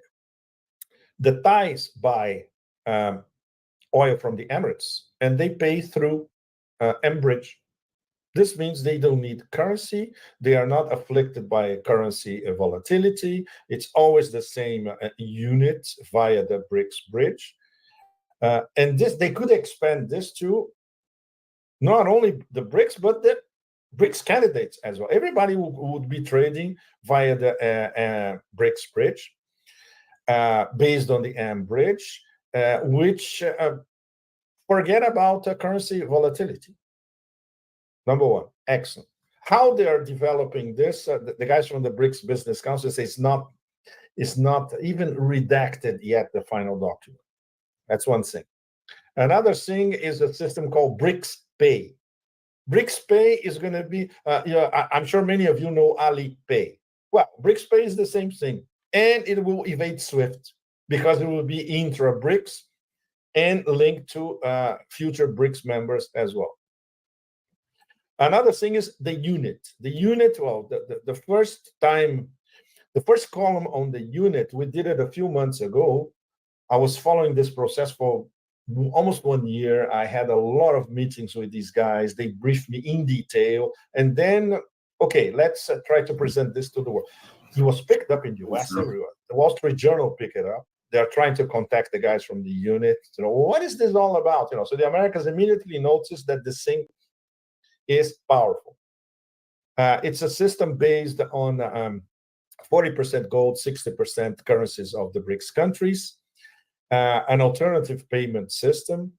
They still don't, in fact, talking to the Russian Ministry of Finance, which has to talk to the other ministers of finance of BRICS, they still, it's not finalized yet.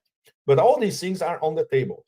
And they may converge to the table in BRICS, and they, in all these solutions and new mechanisms can be introduced at the same time.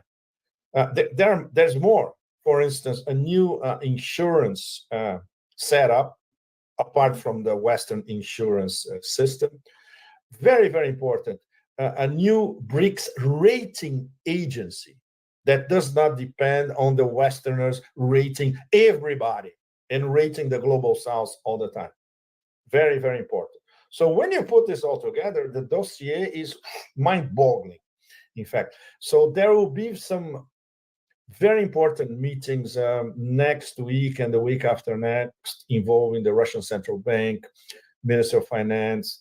They're going to have to talk to the other ones with the Chinese as well. So we assume that within 2 or 3 weeks, they're going to have more or less the final decisions and the final documents, which will then go, the Sherpas will have to present to the leaders. And then to be approved in 4 weeks from now. So the deadlines are, wow, we are at the last stretch. So it's people are working 48 hours a day on all these dossiers, But you can see that there are alternatives. Absolutely. And what Professor Michael Hudson suggested is slightly different. When you read the column, you're going to see.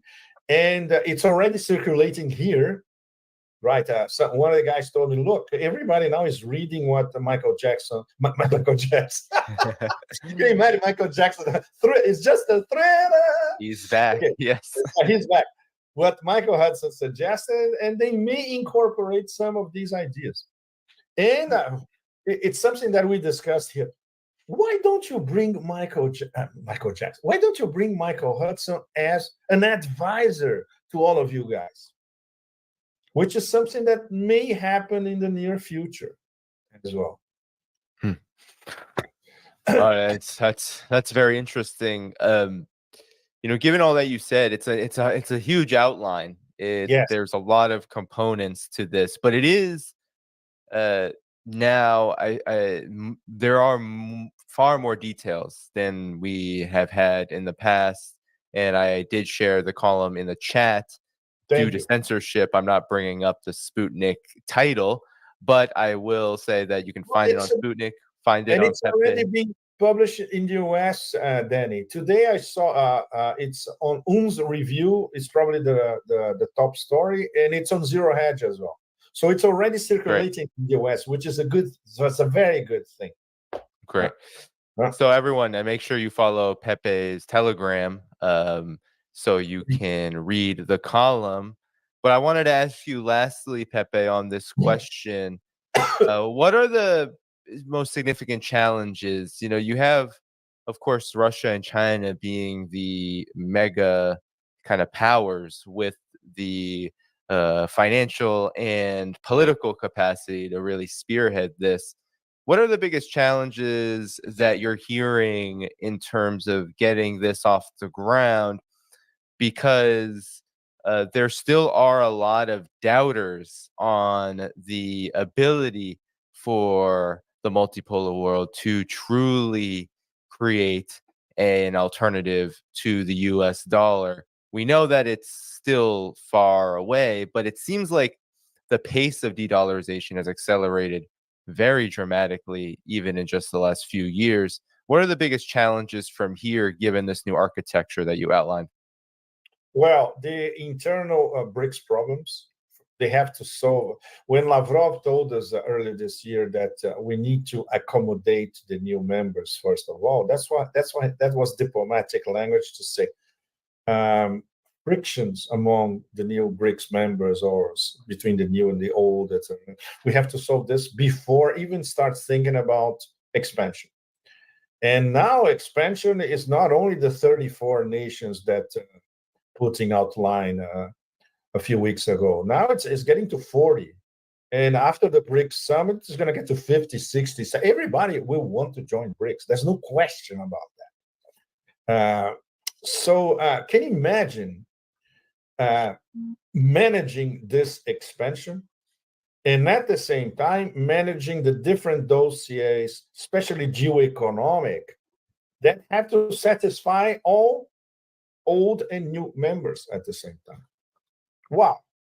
It's something that has not been attempted since the end of the Second World War, 1945. But at the time, the Americans didn't have to satisfy anybody. They satisfied themselves and they built a system for themselves, right? Now it's different. Now you have a group of nations trying to build a system that will satisfy most of the planet. It's a much more complicated thing. So for instance, this title, which is very provocative, I borrowed from Michael, in fact, the idea that we need a Brics Bretton Woods. It's not going to be now. It's not going to be in Kazan. It's going to be maybe a few years from now. It will happen. But what was being discussed, maybe 2 years ago, we need Brics Bretton Woods 3. No, this is going to be this will be the post-Bretton Woods, in fact. And of course, it freaks out the ruling class in the US and the Atlanticists, of course, because then you're going to have two systems. Basically, the world will be divided in two. The global South, global majority will follow post-Bretton Woods, and the US and the vassals will be still subjected to the rules of Bretton Woods. But this is not, it's not now. It's not going to be next month. It's going to be before the end of this decade, probably. Yeah, and I know I said lastly, but maybe lastly, you mentioned and I wanted to pull up the article so people can find it on UN's review. And I'll put it in the chat after this. But I wanted to ask you, Pepe, about India in particular, because I have my frustrations with India's back and forth, and it's where it falls geopolitically in many respects, as well as I respect its position, of course, on Russia. But when it comes to de-dollarization, when it comes to this new financial system, how do you see India? Because the West has all these dreams for India. They believe India will be a great buffer against China. They believe India is now, which I think is a wild dream, is the new competitor against China. But yet BRICS is really led by Russia and China, and India has all this potential to be a huge player, if it isn't already one, in all of these talks. Where do you see India's role really beyond the smokescreen that we hear from the West? Exactly. Well, I had some very good conversations with Indian scholars at the Vladivostok Forum early this month. Excellent. They were telling me about some of the problems, of course, internal problems, Modi government, how the Indian ruling class is starting to understand finally that the Quad is a trap for them. You saw the Quad Squad meeting, with who's next? Revolutionary salute to our brother DeJour Brewer for the donation to the War Chest, the super sticker. Revolution is a way of life. I absolutely appreciate the love, family. Salute. The zombie saying, "Who's next?" And Modi was sitting right beside him. And then the mic was on, and everybody said it was off. And he gave away the game, saying that this is basically a containment of China mechanism. So the Indians are starting to wise up to what's really going on. And at the same time, because they have a very good relationship with both Russia and Iran, they know that, for instance, when the international north-south transportation corridor will be in full flight for Indian businesses, this is going to be fantastic. It will open commercial possibilities for them all across Eurasia, in fact. And how the port of Chabahar in southern Iran, Indian investment, and they built the road from Chabahar to the Afghan border. When this thing is up and running full flight, the same thing. It's the Indian connection to Afghanistan and Central Asia as a whole.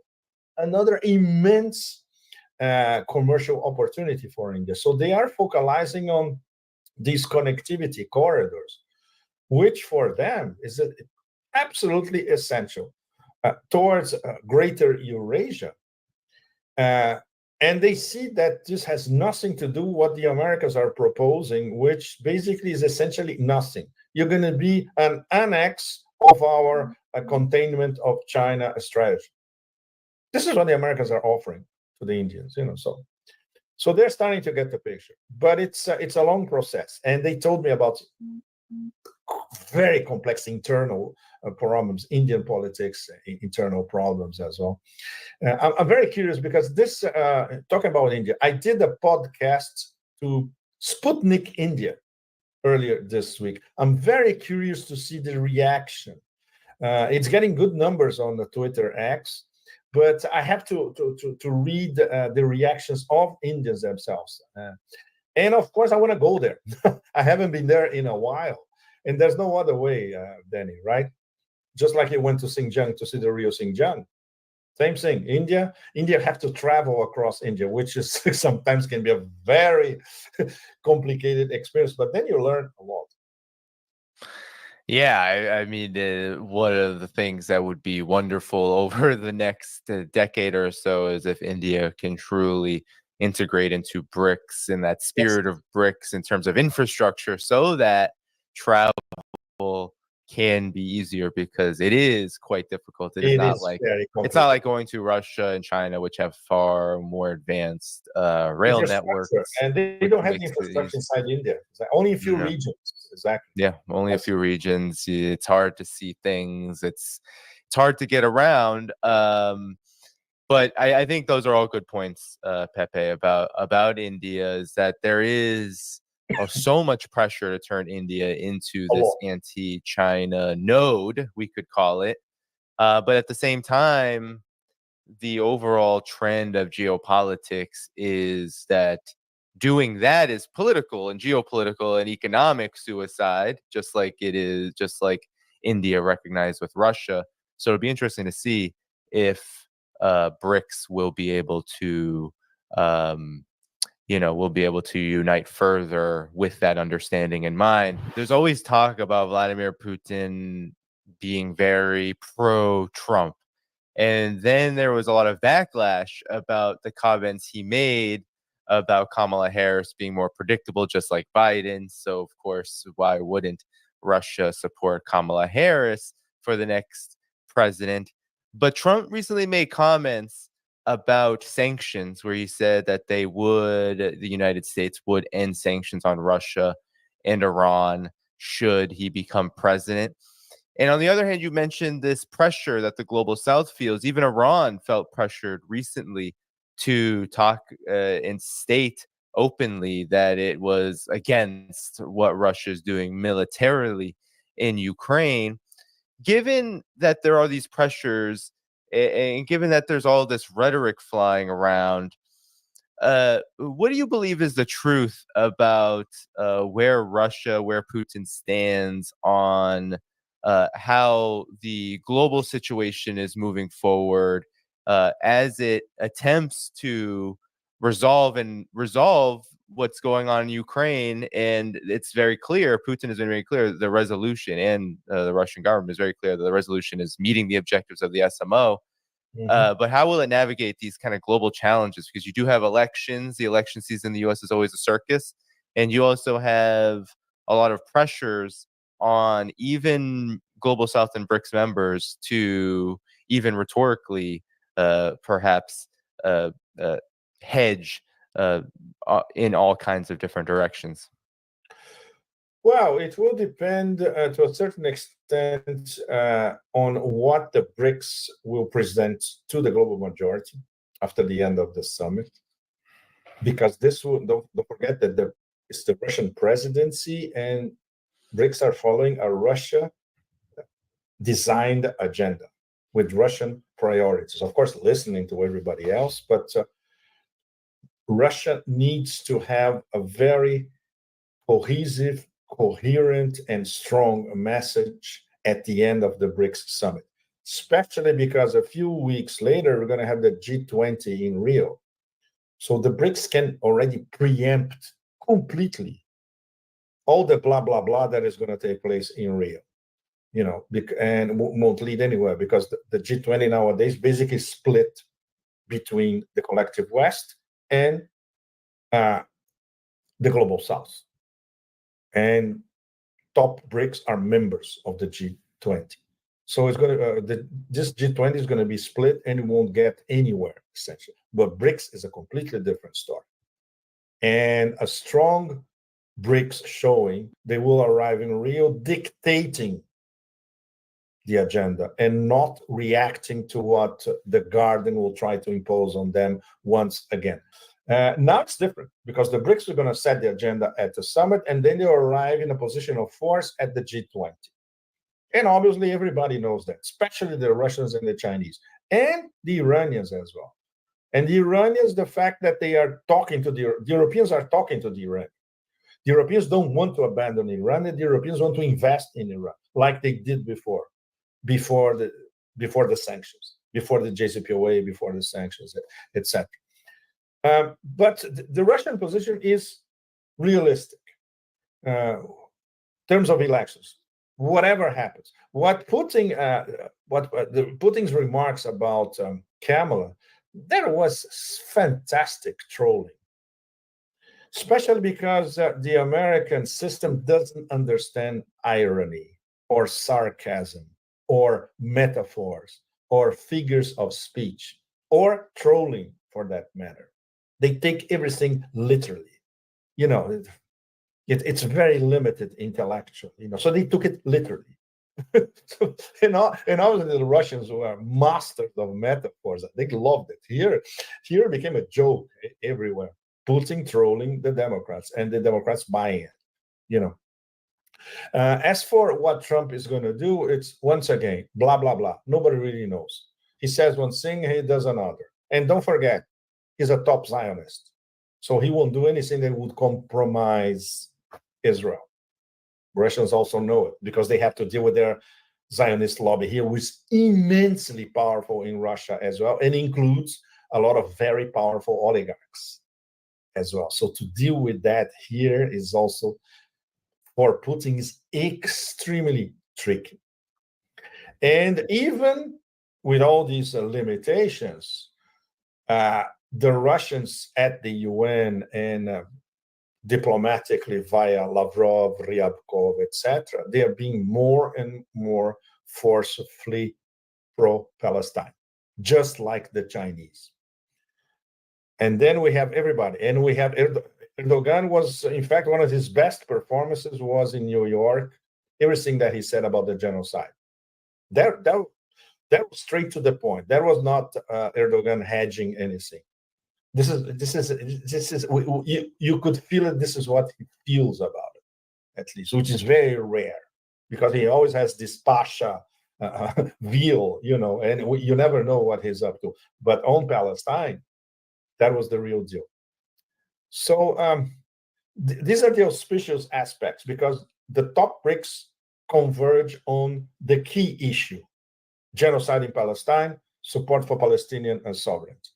So they are aligned with the lens of Islam as a whole. So immediately they have 2 billion followers. Just like that. So this is enormous. How they're going to transfer this goodwill into practical decisions, well, that's it starts now, right?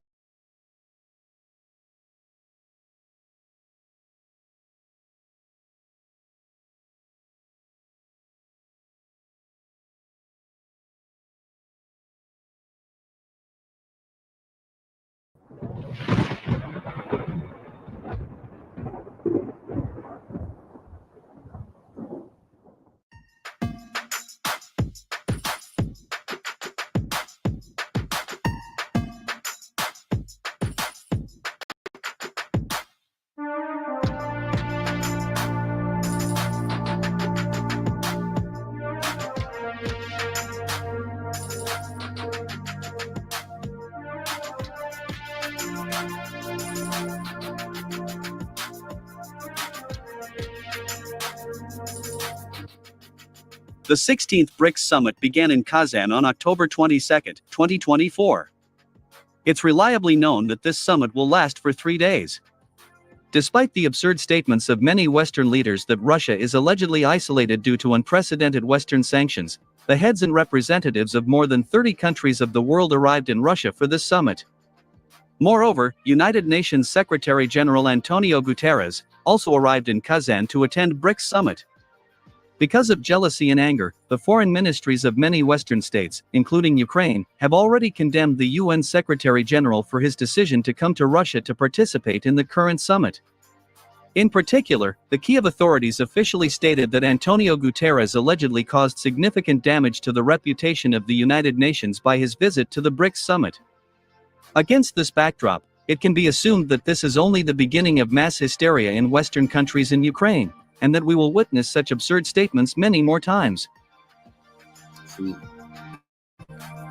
this is why you're getting your North Koreans in Russia, North Koreans in Russia. That's why all they're talking about is North Korea and Russia. They're trying to overshadow this with North Korea and Putin, dictators, plotting the end of the world nonsense.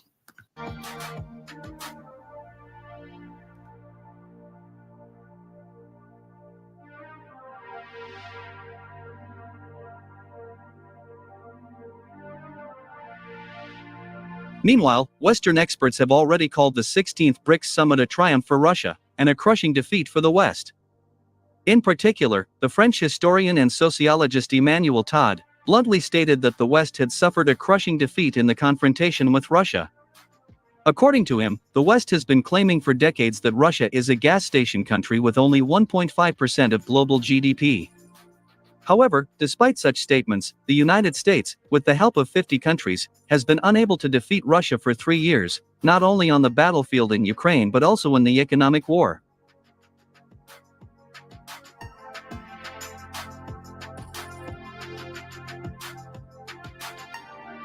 Emmanuel Todd noted that the West has done everything to isolate Russia. However, the arrival of so many world leaders at the BRICS summit in Kazan showed the West that most of the world's countries want to be with Russia and not the West. According to Emmanuel Todd, the West needs to admit defeat as soon as possible and start building a dialogue with Moscow, taking into account Russia's national interests.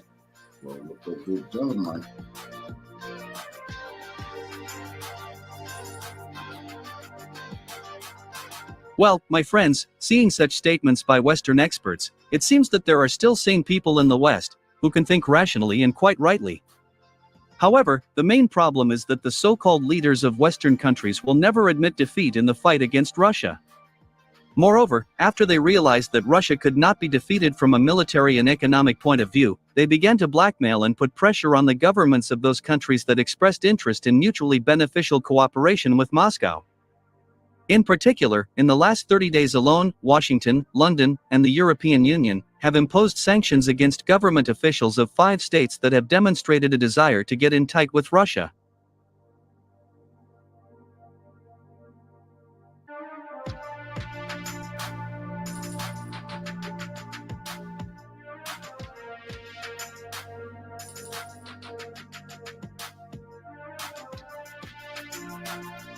Against this backdrop, the president of the Russian Federation, Vladimir Putin, once again stated the need to create a new financial system that will finally deprive the United States and other Western countries of the opportunity to use the US dollar and economic sanctions as a weapon.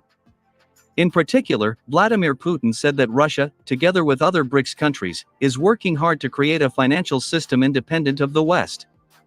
And this financial system will become an alternative to the Bretton Woods system.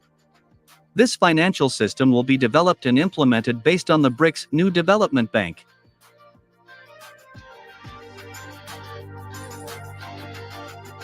According to Vladimir Putin, the New Development Bank will become a financial institution for profitable lending to all BRICS countries experiencing economic problems.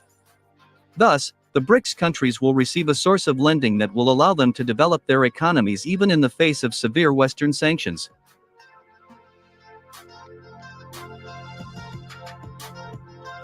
The New Development Bank can be compared to the IMF's role in the Bretton Woods system.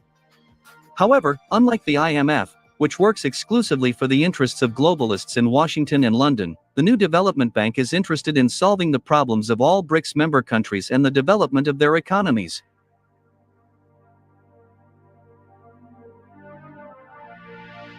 In addition, BRICS strives for decentralization and the presence of several centers of power at once.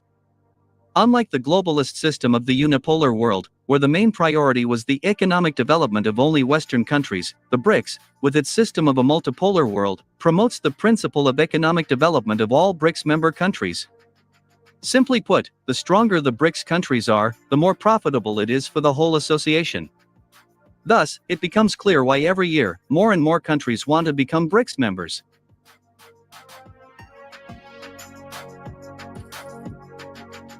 At the moment, the BRICS controls about 40% of global GDP, as well as a quarter of world exports. By the end of 2024, the total volume of the BRICS economy will grow by 4%, which will exceed the indicators of the G7 countries by 1.7%. And these figures are growing with each new quarter. Experts already call BRICS the world's most powerful club, which has already significantly outstripped the G7 in terms of its economic capabilities.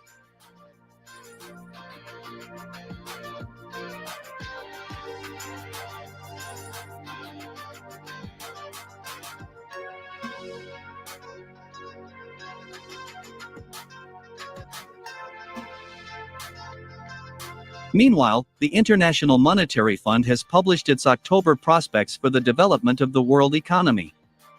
According to this report, the share of Russian GDP at purchasing power parity will be 3.55% in 2024. Thus, Russia took fourth place in the world's economy in terms of purchasing power parity. According to the International Monetary Fund, Russia has overtaken Japan in this indicator, whose share of GDP at purchasing power parity will be only 3.38% in 2024. The first three places in this ranking were taken by China, the United States, and India. In addition, the International Monetary Fund admitted that by the end of 2024, Russia's GDP will grow by 3.6%. However, Russia has denied these data. The Russian Ministry of Economy has officially announced that Russia's GDP will increase by 3.9% by the end of 2024. In addition, the International Monetary Fund recognized that the economy of the Russian Federation remains the largest and most stable in Europe.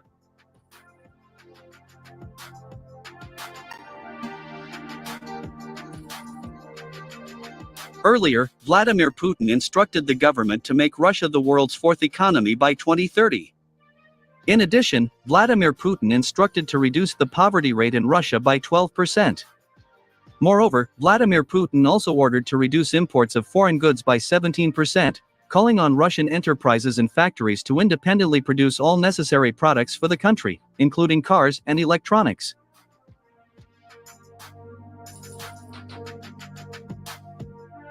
Against this backdrop, Polish President Andrzej Duda regretfully admitted that due to the stable development and strengthening of the Russian economy, many Western entrepreneurs began to return to Russia again. According to him, Western sanctions have played into Russia's hands, making the country's economy independent and more flexible. Thus, even the most ardent Russophobes regretfully admit that the next decade will be marked by Russia's victories and prosperity.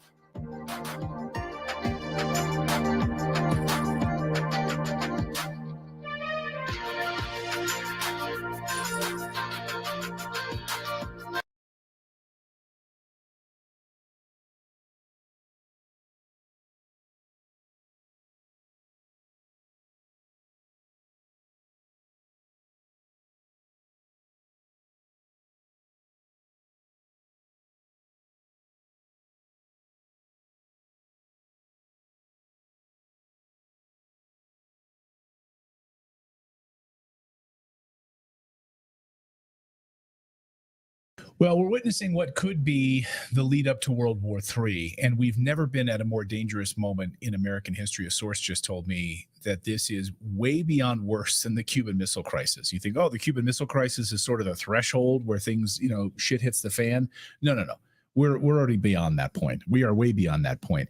Now, right now, the United States is throwing its full support behind Israel's military actions in the Middle East.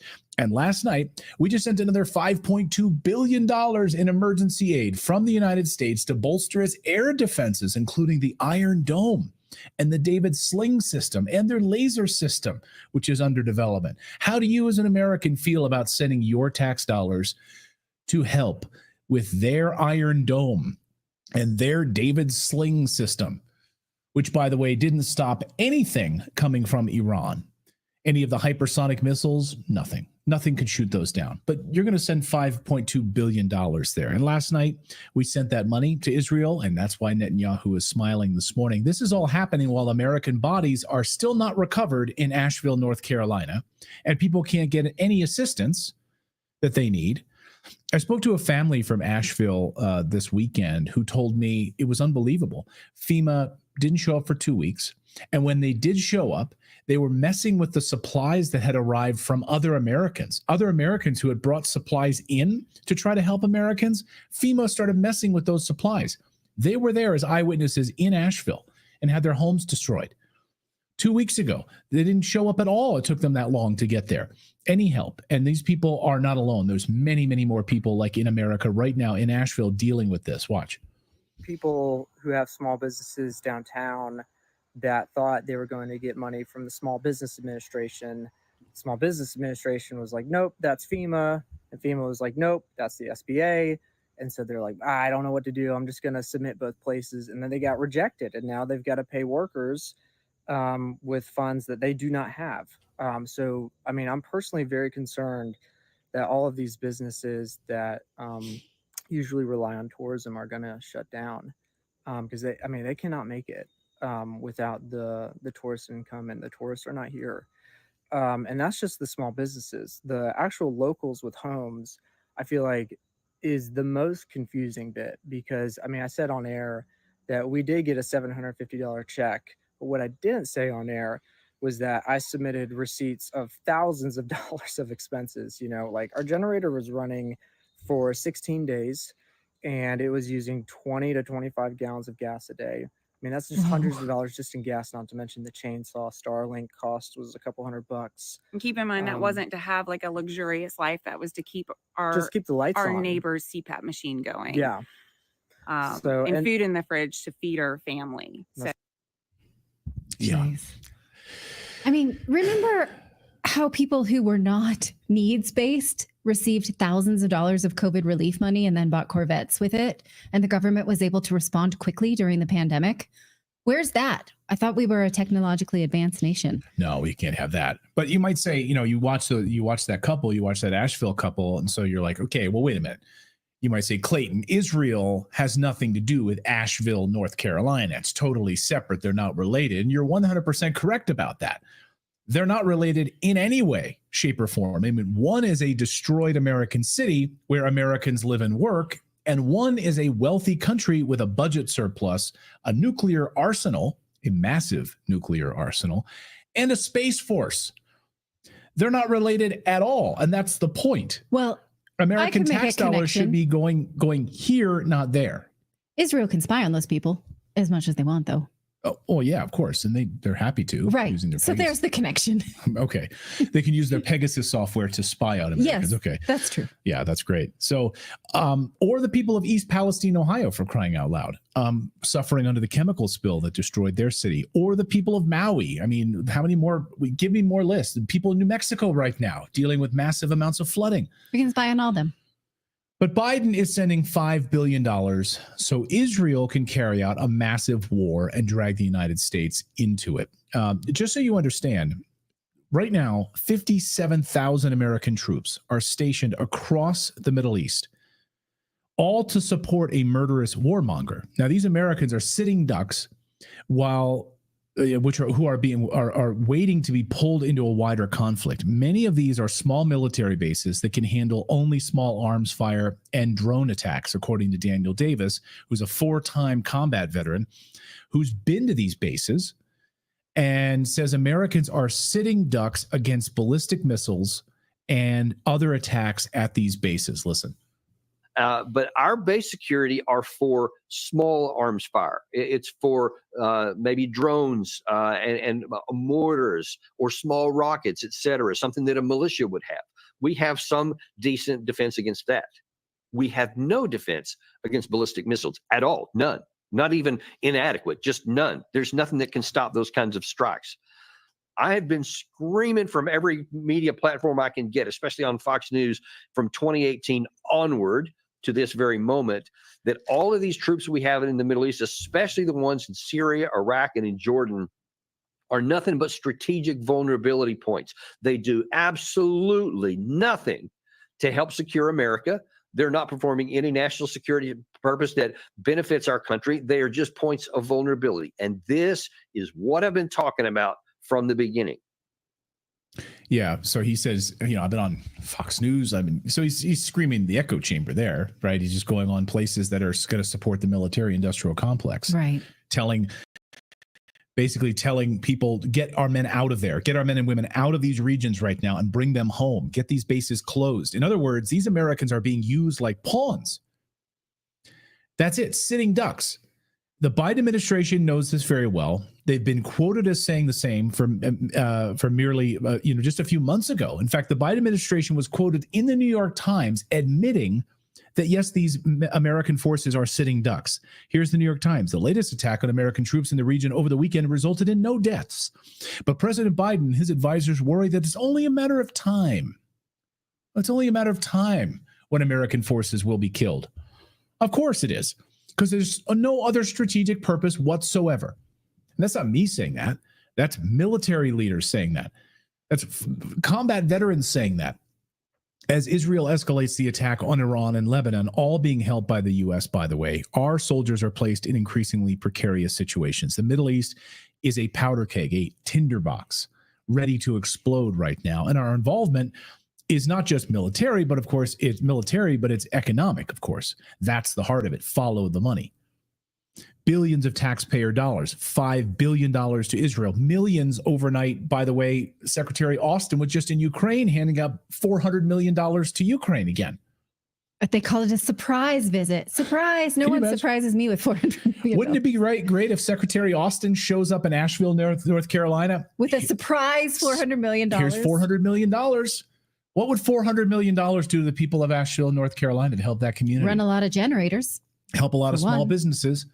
Help people recover. I see some people here in the chat saying they're from Asheville, North Carolina. It's an absolute disaster right now. $400 million, though, goes to Zelensky. $5 billion goes to Israel. Where's the outrage? Every member of Congress is in on this, save like Thomas Massey and Rand Paul. Those are the only ones that are speaking out against this. And Dennis Kucinich, who's running again. Yeah, Dennis Kucinich and maybe Matt Gaetz and Marjorie Taylor Greene. There's only a handful. I can put them like on one hand. Mm-hmm. Speaker Johnson, though, is fully in the tank for giving as much money as possible 100%. To Israel. They flew him there, gave him a cushy trip and all of that, put him up in nice hotels. And so then he's going to funnel billions of dollars to them right now. So there's zero benefit to the United States to support Israel and for Americans to support Israel and die for Israel. If you watch Fox News, and, that's the thing. You turn on the sort of mockingbird media right now, turn on any of these channels, and they're all saying the same thing. We have to support our greatest ally, Israel. We have to do it. You could turn on the morning shows, and then as the morning shows go into the second shows at 9 a.m. and then 10 a.m. and 11 a.m. and noon, all of those shows all day long say the exact same thing. They're all parroting the exact same garbage all day long. With the same compromised guests who are military funded or military contractors or government research contractors. They platform the same people selling you a war. They platform almost nobody who is anti-war, pretty much nobody, unless they accidentally book Jeffrey Sachs. Well, Daniel Davis was just saying, he's like, I was on Fox News trying to get this message out there that these Americans are sitting ducks in the Middle East. Get them out of there. Yeah, I was wondering if they cut his mic. Well, apparently he's not there anymore. They're not having him on as a guest anymore. Right. Because that goes against their narrative. They want junior war. Producer got in trouble for platforming him. Yeah. If you watch Fox News, they're all saying the same thing, but they can't answer the simple question. When you tell us that we need to support our greatest ally because it helps us, how exactly does it help us? Well, the problem is they can't answer that question. Any of these fools and even alternative media people, they say the same thing. And guess what? They cannot answer the simple question. How does it benefit the United States for us to have Americans fight and die over there, or for us to send billions of dollars there? They can't answer it. They can't answer it because, as John Mearsheimer points out in his great book, I encourage you all to read it, called The Israel Lobby, there's no provable benefit to the United States. None. In fact, the opposite is true, he makes the point. It's crushing the United States to support Israel. It hurts us tremendously. Just look at the sanctions we've put on Russia, how it's hurt us. All of this is in an effort to hurt America. And that's exactly the point. Well, it also inspires terrorism as well. Right. Because so they see themselves as victims of colonizers. They know that the United States is in lockstep. These are either Arabic countries or Middle Eastern, however you want to call it. And they are inspired to continually plan terrorist retaliations on us. Right. David, can you put that last comment back? I don't know if it went away or if it's too late to put it back up there. Shauna Duncan says, reminds me of Albert Pike's letter to the Italian politician, Giuseppe Mazzini in 1871 about World Wars I, II, and III, and the entire Middle East. Interesting. Okay. So, warning us about this years ahead of time. Exactly. Perhaps no one is better to make this point than my hero, Ron Paul. He released this video last night about his concerns over our involvement in Israel. Listen. Hello, everybody, and thank you for tuning in to the weekly report. Why should we fight wars for Ukraine and Israel? When you take on the role of the world's policeman, don't be surprised when the countries who cannot fight their own wars calls 911. Likewise with Israel. Tel Aviv has, in response to the October 7th, 2023 Hamas attack, launched a war to annihilate Palestinians from Gaza, invade and occupy southern Lebanon, and degrade the military of Iraq and Syria and take on Iran. But the Israeli military has nowhere near the capacity to fight so many wars on so many fronts, so it has increasingly demanded U.S. involvement in the conflicts. Already, the U.S. has provided some $23 billion in additional military aid to Israel and has employed U.S. military assets in the region to shoot down missiles and provide increased weapons and intelligence. But it's still not enough for Israel.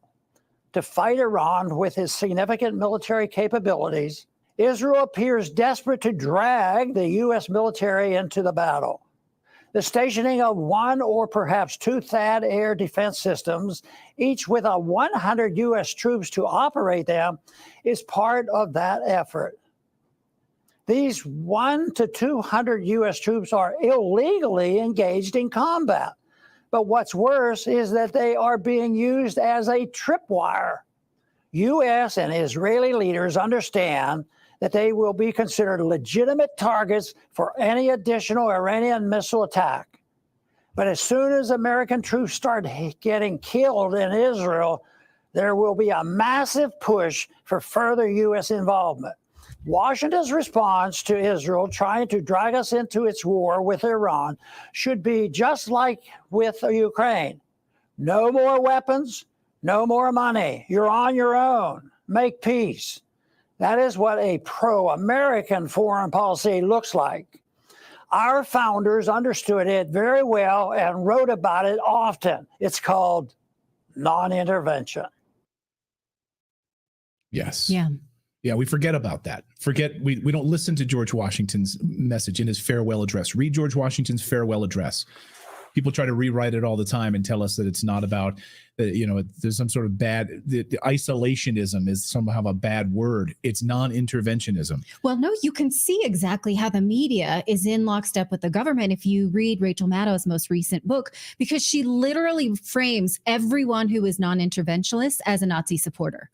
That's the premise of the book. I've read it for you, so you don't have to read it if you want to. No, but literally, that's what she does, is she assumes that everybody who did not want their son to die in World War II supported the Nazis and Hitler. So the timing of all of this is ominous. Right now, new polling out this morning shows Donald Trump winning. By the way, we're talking about this, about World War III, because no one else is.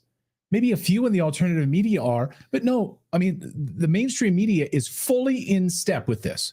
And so we need to be prepared as people who are awakened and are not tied to this mainstream media narrative. I saw someone in the chat just a few minutes ago. Remember back in the day, you only had 3 channels you could flip through, and they were all on the same exact narrative.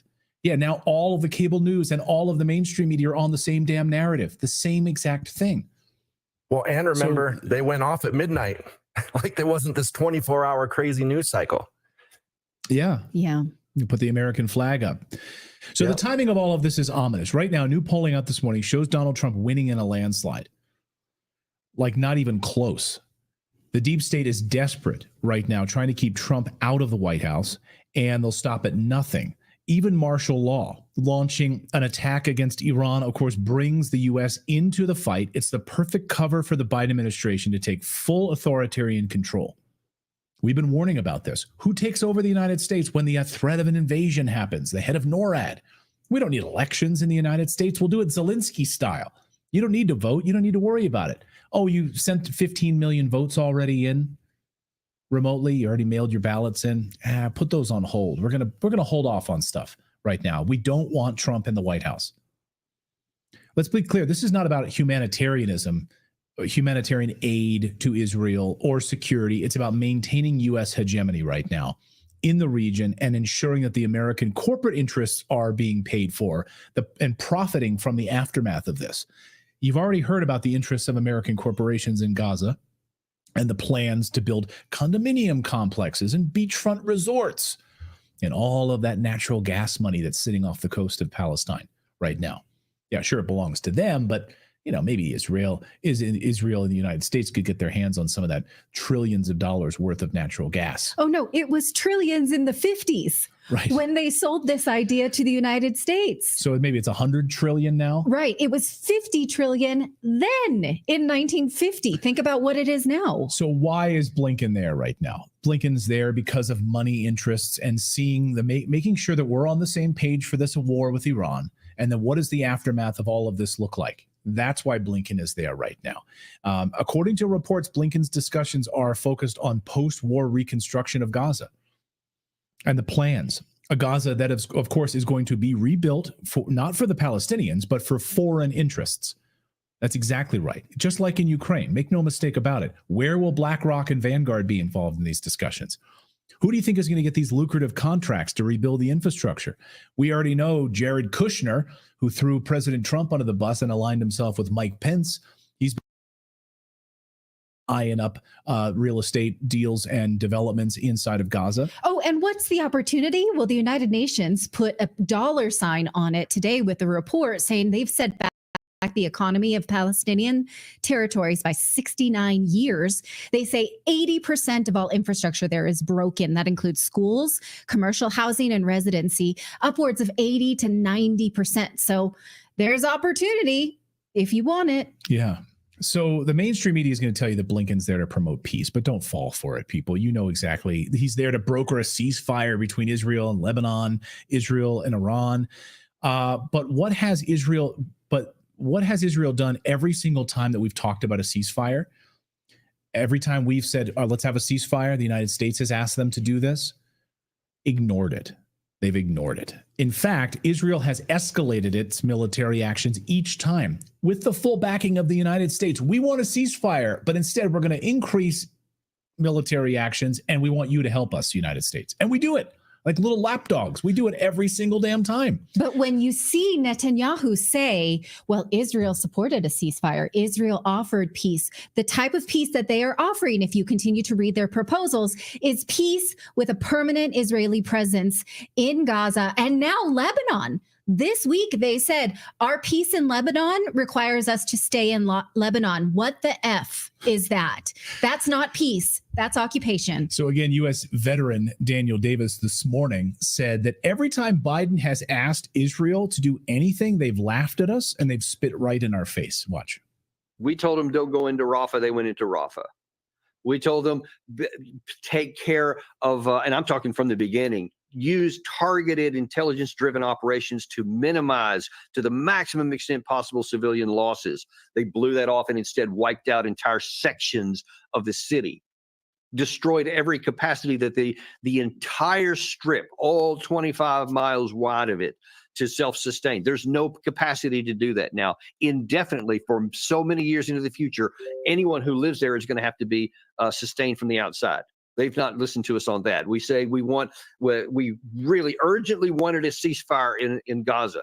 They wouldn't give it to us. We said we wanted a 21-day ceasefire in Hezbollah in southern Lebanon. They wouldn't give it to us. We say we want a two-state solution. They spit in our face.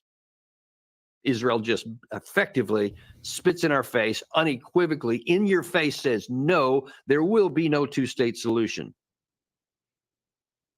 The reality is that Antony Blinken, this trip is not about peace at all. Wake up, people. Everyone watching this, you guys know. He's there to broker a ceasefire. Come on. No, he's not. Sprayberry in the chat says they do want peace, a piece of land. Yeah, it's all about land. It's a massive land grab, and it has been since the 1940s. Wake up. Just tell us what it is. Just be honest with us. If Netanyahu came out on television and just was honest, he's like, look, the reason we're ethnically cleansing all of Gaza and killing all of these Palestinians, it's not about Hamas at all. We created Hamas. As you know, we and the United States armed them and created them. All we want is their gas. We want their land. There's a lot of beachfront property right here that we want. We would at least say, hey, okay, at least you're being honest with us. Stop pretending that it's some holier than thou mission. We would understand that. And the reason we stood down on October 7th and allowed them to attack us for 7 hours and we didn't respond, it's because this was a perfect opportunity. It's a perfect catalyst for us to go in and steal as much land as possible. Don't lie to us. We're not stupid. We needed martyrs. And then you start throwing around words like anti-Semite if you call this out. Stop using that garbage. You don't need it. We're better than that. Just be the truth. Just tell us the truth about why you want this land. We understand. You want to kill all these people because you want the land. It's not about Hamas. It never was. It was always about the natural gas and the resources and the beachfront property. The reality is that Antony Blinken's trip is not about peace at all. It's about positioning American interests for post-war spoils and reconstruction. It's about coordinating the world war that is about to be fully unleashed in just 14 days from now. We got an election, 14 days. So when were they going to launch this attack on Iran? Is it going to happen right before the election so they can announce martial law? What are they going to do? What is the plan here? Americans are being used right now as cannon fodder in all of this. Listen to Daniel Davis on this. Now, one wonders why these guys here are so eager to be sending American troops, American ammunition, American warplanes, American naval assets, etc., to be used by Israel for whatever they want to do, and oblivious to the fact that it's dwindling down our resources, dwindling down our stocks of key weapon systems that we may need if we get sucked into a war, and potentially putting at risk American troops in the area. That's one of the things that just really irks me about not only are these guys wanting to put Israel first using American assets and American personnel, they're unconcerned that American troops could be asked to die for Israel's country, not for our country, not for our national defense. So ask yourselves, should American forces be used as cannon fodder in the Middle East? No strategic value whatsoever for Americans to be in this region. 57,000 of them we're live right now on this Tuesday. We are live right now. There's thousands more ready to be deployed and heading to this region. Should they be killed for Israel's interests, for this war that the Biden administration is actively, tied to with Israel right now? Let me know in the comments below. Where do you come down on this?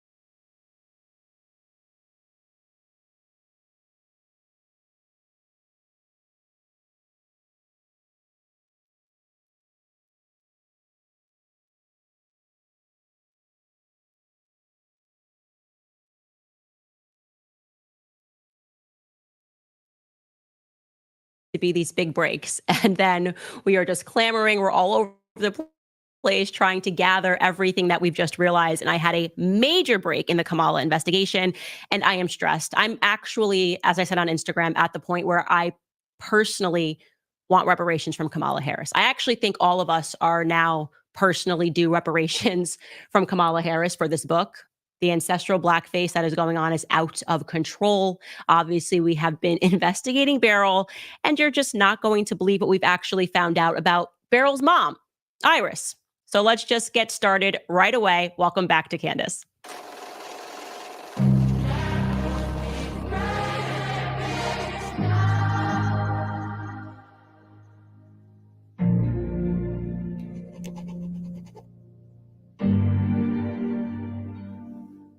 Kamala Harris, if that's even your real name, I just want you to know that you have an open invite to the show. I am probably the only person that will give you a serious interview, and I feel that I deserve it. Truly, I feel that I deserve this interview to sit down with you and learn who the hell you are or who the hell you think you are, because it does take a lot of audacity to do what you have done. So let's just pick up with Beryl, right? That is what we have been inching closer to, recognizing that we've been lied to about Beryl. That was the big break that we got last week. And as I said, I confirmed this with relatives in Kamala's family that she lied about Beryl.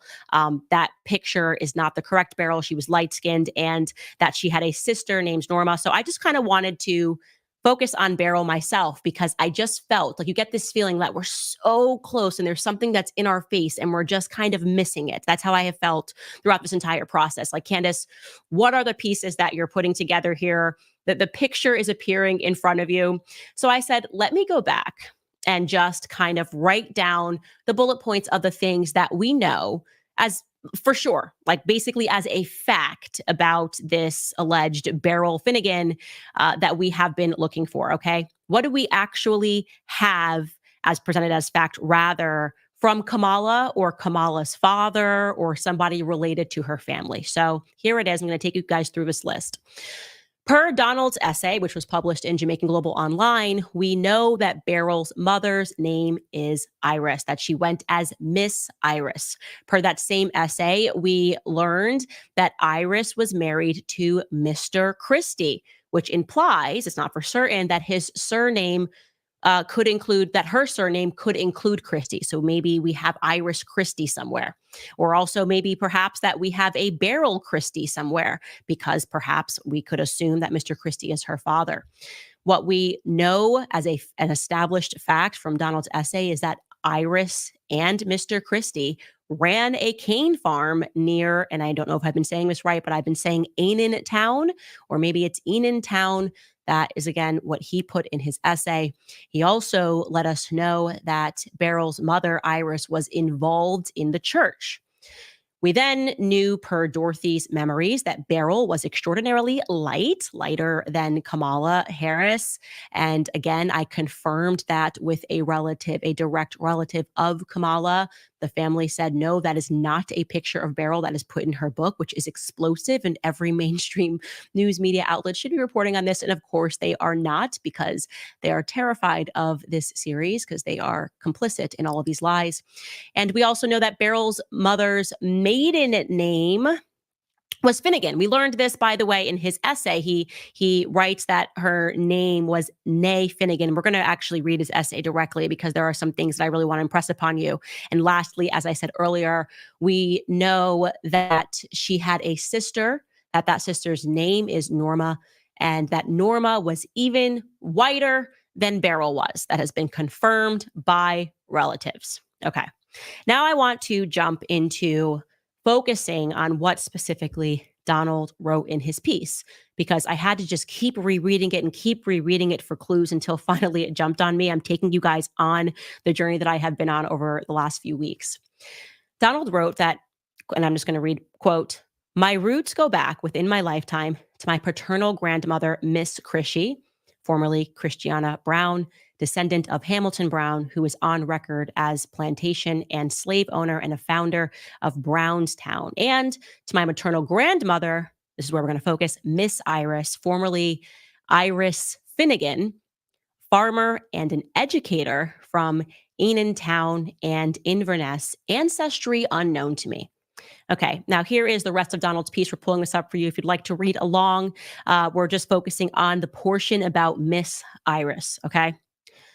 Miss Iris, mother of 8 children too, was the sweetest and gentlest person one could meet. But underneath it was a tough farming woman who ran the cane farm at Thatch Walk near Eanontown, jointly owned with her husband, Mr. Christie. She was always ready to go to church on Sunday to preach and teach about the revelations that she saw approaching the world at that time, during and after World War II, in accord with the Bible. I spent summers with her roaming around the cane field, fascinated by the mechanical operation of cane juicing by the old method, a wooden pole extended out from the grinding machine and tied to a mule, walking round and round to grind the cane. And eager to drink a cup of the juice caught directly from the juice flowing into the vat to be boiled and crystallized as raw sugar. No Coke or Pepsi could beat the taste of that fresh cane juice. It was a joy and a learning experience for me to hang out with the workers on the cane farm, see them wield a cutlass, the machete, with such flourish and finesse, listen to their stories of exploits, some too X-rated for me to repeat, and sit with them as they prepared their meal by putting everything in one big Dutch pot, cooking over an open fire in the field, and serving it out on a big banana leaf for all of us to eat sitting there. Looking back now, I can say with certainty and all due credit to Miss Iris that it was this early intimate exposure to operation of the sugar industry at the local level of small-scale production with family labor and free wage labor, coupled with my growing curiosity about how these things came to be, that led me, once I started reading about the history of Jamaica, to a closer study of the sugar industry. I came then to understand its origin as a system of global production and commerce based on slave labor, with Jamaica as a key component of that system from its very start. Miss Iris died in 1981 at the grand old age of 93, and I grieved over the loss of someone so dear and close to me. She is shown here in a photo taken by me in 1966. Just back from church, proudly holding in her lap little Kamala, and confident in her firm prediction, even then, of the future achievements of her great-granddaughter, after giving her blessings by making a cross with her finger on the child's forehead. Okay, I wanted to read that to you so that you could be processing this information with me. I actually realized there are a ton of clues in here. There are aspects of this piece that never quite even made sense to me, by the way. The biggest thing that I thought was a glaring error of some description was the fact that he says that Iris was née Finnegan, that she was formerly Finnegan, implying that she then became Iris Christie because she says that she was married to Mr. Christie. I think we can reasonably assume that within this time frame, okay, this isn't like the woke United States 2024, men were not taking the surnames of women, right? So if he's being called Mr. Christie, it's likely not because he is taking her surname. And I thought that was very strange that he wrote née Finnegan because it would imply that she was born Finnegan. And we know that that wasn't accurate because we have Beryl's birth certificate. Okay, so we have Iris's daughter, Beryl's grandma Beryl, birth certificate, and it lists Iris Finnegan, but it says that her name is formerly Allen. Okay, so he should have written Iris née Allen as the mother. So that was always something that I just had in my head as a strange question mark. We're showing you that birth certificate right now. There we have, just as he listed, in Inverness, St. Anne, born in 1917. We have Beryl Magdalene, a female, and the mother is Iris Finnegan, formerly Allen, listed as a seamstress. Okay. So parking that aside, another thing that he gives us, he writes that she lived to the grand old age of 93. So I just went in my head, okay, how many people with the name Iris, Finnegan, Christie, whatever it is, have lived that long in that particular area in this time frame? We've got to be able to limit this down to just a few irises, maybe even just one iris. People just don't live into their 90s, right? So I was looking for a woman that was born around 1888 and lived until the 1980s with the surnames Christie or Finnegan, okay? Lo and behold, and by the way, I want to be clear, this is off by 2 years. But I was always comfortable with the idea that he may have had her birth year wrong or her death year wrong, because on Jamaican Global Online, they actually had to update this piece twice because Donald had the wrong death date and his wrong age dates for when Christiana Brown died. Quite strange, because when you're writing a piece, you can sit down and do the math. But I know that they had to adjust this piece a few times because of wrong dates for his grandparents. So lo and behold, I come across on Ancestry.com this entry of an Iris Christie. I'm going to show you this right now. Look at this. An Iris Christie, a female, death age 97, died in Kingston, Jamaica. Born, death date is in 1983, which puts her birth date at 1886. And it tells us that her spouse is Claudius Christie. I said, okay, like there could be another woman that lived this long with the exact same name around the exact same area. Let me see if I can locate a death certificate for this Miss Iris Christie. And we were, in fact, able to locate a death certificate. So let's pull that up here. All right, so we're getting a little more information here. We have this Iris Christie. It tells us that she died of respiratory failure. Okay, check. It tells us that she was married. Okay, check. It tells us that she lived to the ripe old age of 97. Now, he says 93 or 94, but okay, that doesn't put me off at all. Again, she was quite old and he would have been quite young, and he maybe didn't have that correct.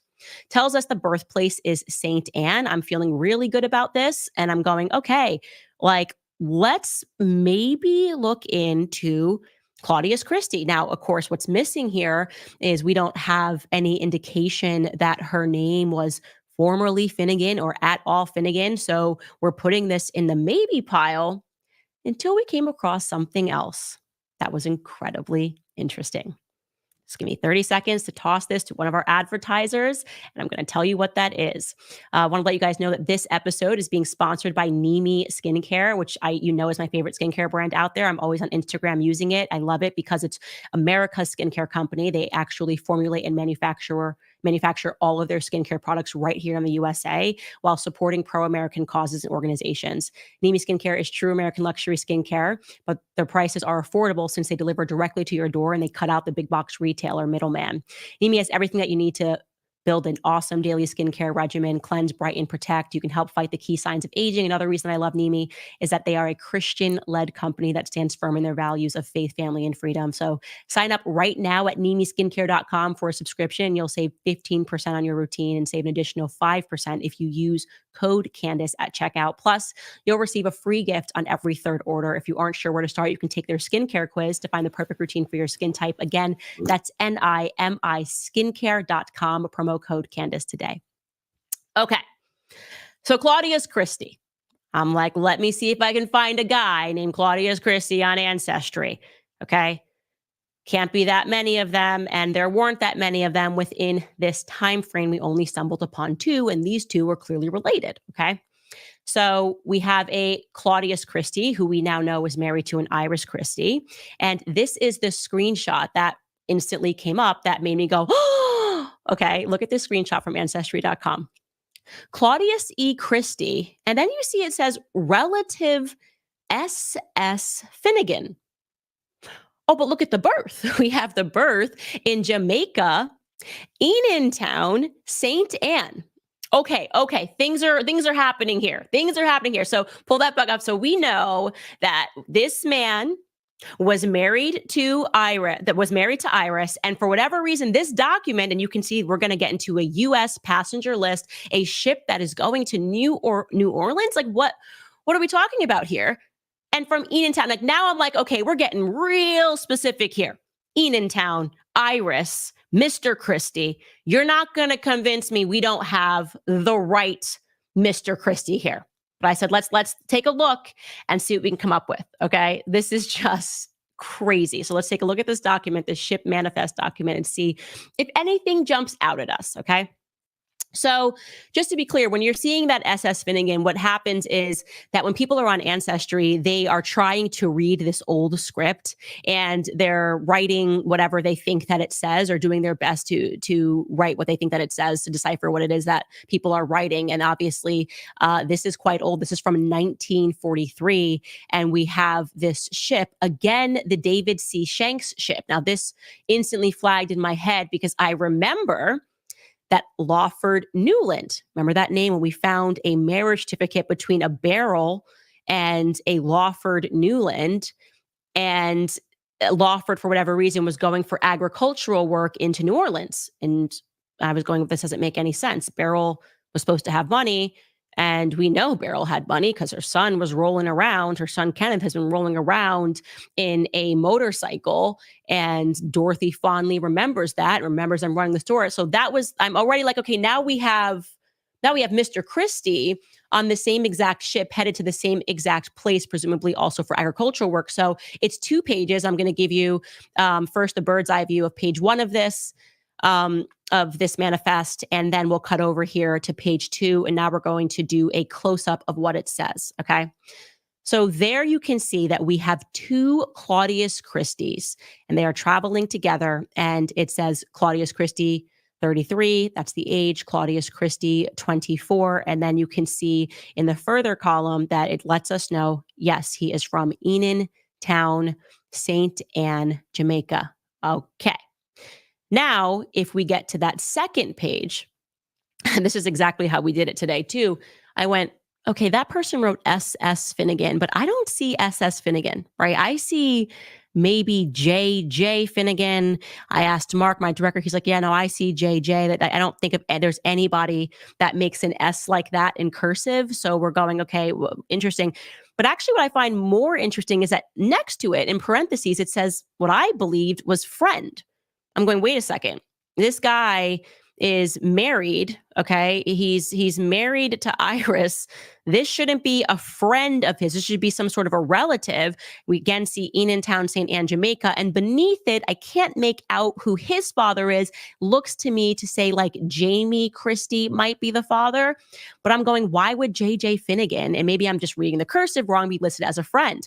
And then I said, wait, what is this column in general? Like, what is this column asking for them to fill out? And here's what the top of that column says. It says the name and complete address of the nearest relative or friend in the country whence the alien came, or if none there, then in the country of which a citizen or subject. So he has put down that he's got a friend.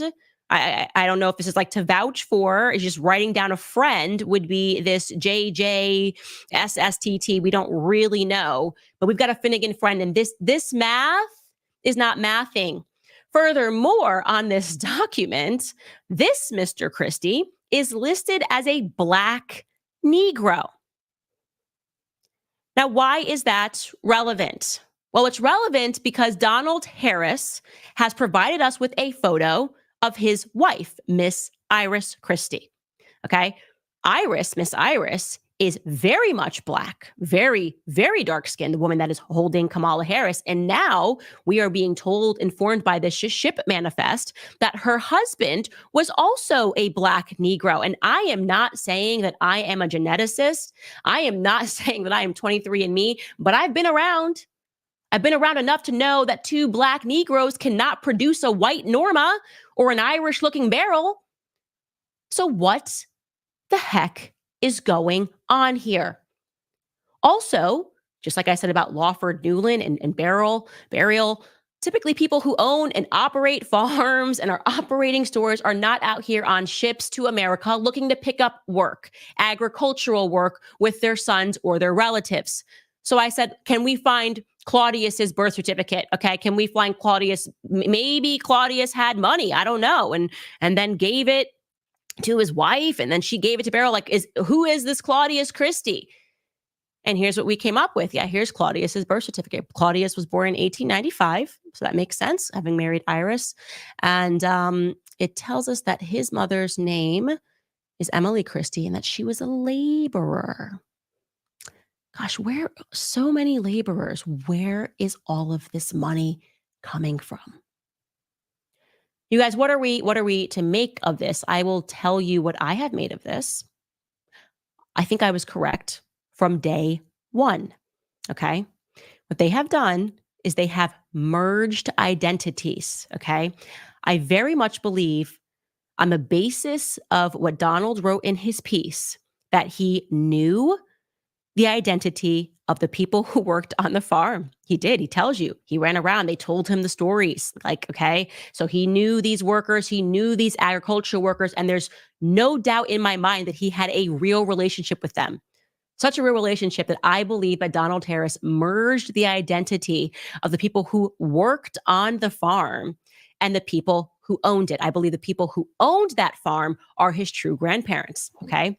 I think Kamala's real great grandmother was Ora Iris Allen. Okay. Not Nay Finnegan. I believe it is Nay Allen, that she was Ora Allen. And I know and now believe that he told the truth about her love of preaching the Bible, because now that I had that in my mind, I said, let me just look up Ora Allen. Let me look up Ora Allen. I'm looking up Ora, Christie, all this stuff. What about just Ora Allen? And would you believe that we were able to stumble upon an Iris Allen multiple times in the Kingston Gleaner as an evangelist for the New Testament Church of God, Cambridge, St. James. We're going to show you that piece right here. Cambridge, you have Rev. Winston Williams and Evangelist Iris Allen, multiple entries that tell us that she was involved with this church. And when I mapped out where this church was, ladies and gentlemen, it was in St. Anne. So again, what do we have a circumstance of? Well, I'm telling you right now, if the next journalist that is in front of her does not begin to ask her questions about this, okay, then we know that everyone is simply a fraud, because this is unbelievably scandalous. Okay. It is unbelievably scandalous. I truly believe with everything in me that that picture of Beryl that she used was likely a woman whose name was Beryl. I don't doubt that, but it wasn't her grandma. Okay. That wasn't Grandma Beryl. That was likely a grandma. That was likely somebody's grandma who had been working on a farm which was in part owned by her father's family. And similarly, for this Iris Allen and these women who never quite looked affectionate in these photos with Kamala Harris, yeah, I believe that that woman likely worked on that farm for a very long time. And so he had the confidence to take their names and to merge their identities with his true relatives who he does not want to give to the public. So now I am very interested in the true Iris Allen, okay, and who, in fact, her husband is. Maybe Allen was her married name, who knows? But I'm interested in the Allen family because I think this all but proves that she has completely lied about both of these grandparents. Because like I said, I ain't a geneticist. I don't do genetics, but I've been around. And you just cannot tell me that two Negro blacks created a white Irish looking woman and an even whiter woman who we have still yet to find. And that's all I'm going to say on that topic for right now. All right, guys, medical tests can reveal your body's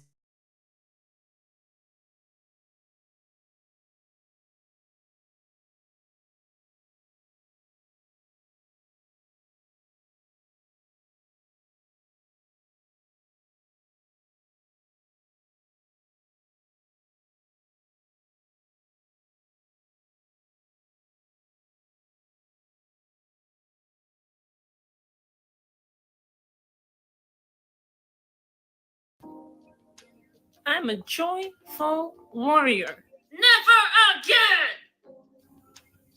You do what you gotta do. Ain't that something?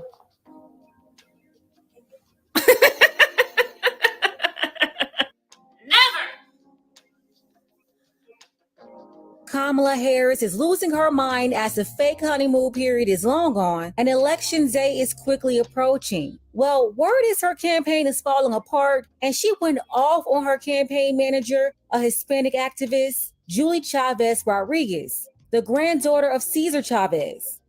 Kamala Harris reportedly had this woman in tears after she verbally attacked her campaign manager and told her that she will be the blame if Kamala didn't win the election. Yeah, a frustrated and angry Kamala Harris is buckling under pressure as she faces more opposition. Now, you know she's not used to being criticized. Kamala never really had to work for any of these positions. Every position was handed to her, from the six-figure board positions that she got from Willie Brown when she was his mistress, that DA position he got her in, as well as the Attorney General. Even the Senate position, she got in bed with Cali billionaires, letting them off from prosecution when they're really white-collar criminals. She decided not to prosecute them in exchange that these billionaires will give her a bunch of money to run for the U.S. Senate position unopposed, by the way, which never happened in California history. She is the first person, the only person in California's history to run with no Republican opponent for U.S. Senator. Wow, I did not know that. Yeah, see, it's interesting, the whole 9 yards. Then she went on to perform horribly on the national stage the first time she ran for president. She couldn't get any support, any delegates. She had to drop out. Then once again, she was saved. That's when she was selected by Biden as VP. All the way to this point right now, she didn't earn not one primary vote, top of ticket, but she was magically installed like a toilet by billionaires to run at the top. So of course, Kamala is a spoiled, entitled, pretending chameleon that's not used to real opposition. It's the reason why Simone Sanders couldn't stand working for her. My experience had been, it was new for me when I worked for her because I had never worked for a high profile woman before. I had only ever worked for men. And there was one day at work where I was like, ma'am, you might be the last woman I work for, because this is There's a story there. It's a lot. This a lot. Simone Sanders wasn't the only one miserable working for her either. Now recently, Kamala the cosplaying chameleon decided to skip the Al Smith dinner to support the Catholics. Presidential candidates historically attended this event in New York. It's a white tie event, a roast, where the candidates let off pre-written jokes and raise money for the foundation. In the spirit of Sesame Street, the president's remarks tonight are brought to you by the letter O and the number 16 trillion. I went shopping at some stores in Midtown. I understand Governor Romney went shopping for some stores in Midtown. In fact, just before taking the dais, Hillary accidentally bumped into me, and she very civilly said, "Pardon me."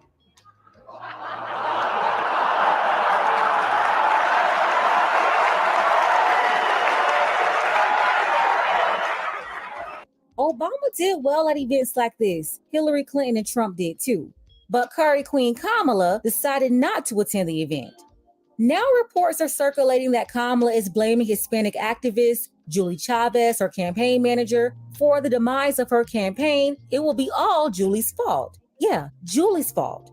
Why? Because Julie reportedly advised Kamala not to attend the Al Smith dinner with the Catholics to avoid alienating her LGBT supporters and her pro-baby termination rights feminist supporters. Kamala had no issue offending Christians. Oh, you guys are at the wrong rally.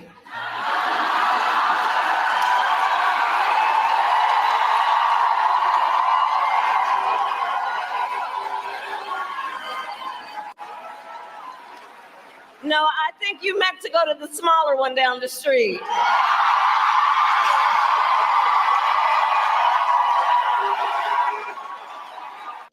That was her attitude. She ticked a lot of Christians off. So she ran to Atlanta for that check balance. 2024, you got the same agenda. You run to Atlanta when you need a check balance. Let me break it down for you. This the real challenge. Was all in the pulpit with Jamal Bryant. Two devils down there at New Birth in Lithonia, Georgia. The home of the late pastor Eddie Long, and y'all know all about that deviant. Jamal Bryant is another one. He's no better than Eddie. Kamala up there rubbing elbows with him, another Boule member, to try to make up for that situation in Wisconsin. Do you even believe in Jesus? Like Jesus, please. You don't even believe in Jesus. Why you got a Jesus, please? Why you up there cosplaying at the black church? So Kamala is upset right now and she's blaming Julie Chavez. Reports surfaced that she yelled at Julie for 30 minutes and had the lady in tears. Told her that she's responsible for all of this. And instead of blaming herself and holding herself accountable, Kamala is resting in the idea that her failure isn't her own fault. Julie Chavez, she's been working really hard for Kamala, trying to convince Hispanics and immigrants to support this pretending chameleon. I'm really fortunate that throughout my life, I have had a master class in organizing. I had a real front seat to people like my grandfather and my father, but also my mother and grandmother that showed me what it meant to be a part of something bigger than myself, showed me the power of organizing together, of using our voice, using our votes to make a difference, not just for our own lives, but for other people's lives. And that's, a tradition that I bring with me into this campaign. We are up against a lot. There's a lot at stake in this election, especialmente para nuestras familias, para nuestra comunidad, para nuestra gente.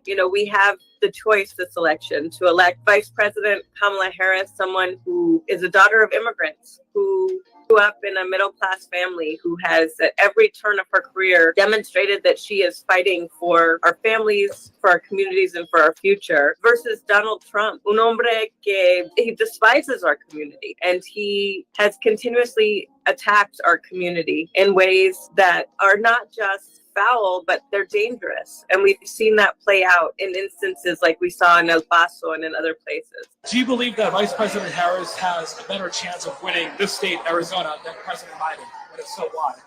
Well, I believe that, the core coalition of voters that we need to win here in Arizona are voters that the vice president has a really strong appeal with. When we look at young voters, Latino voters, women voters, we know that, reproductive rights is on the ballot here in Arizona. And that's an issue that she has been front and center on. It's one of the most politically potent issues. You mean not? So just 2 weeks to the election day, and new polls show Vice President Kamala Harris losing ground with crucial blocks in her party. They have always counted on the Latino voters, but they're now voting for Donald Trump by double digits. The same poll showing her support among Black voters hitting a record low. Does she have enough time to turn this around? Well, first, let me say what an honor it is to be on with the Duchess. So thanks for that. But let me also say that, yeah, I think you characterized it perfectly. There is some weakness here, and it is fixable. There is time, but they're running short on time. But I think the Harris campaign, they're acknowledging there's been a long time misconception with Latino voters that they only care about immigration or that is the top issue for them. We're seeing the Harris campaign really talk to Latino voters like everyone else. They understand that for Latino voters, the biggest issues are inflation, the economy, the cost of living, housing, and for some, it's reproductive rights. For some, it's climate change. They recognize that there is diversity within Latino voters in the same way that we see it amongst everyone else.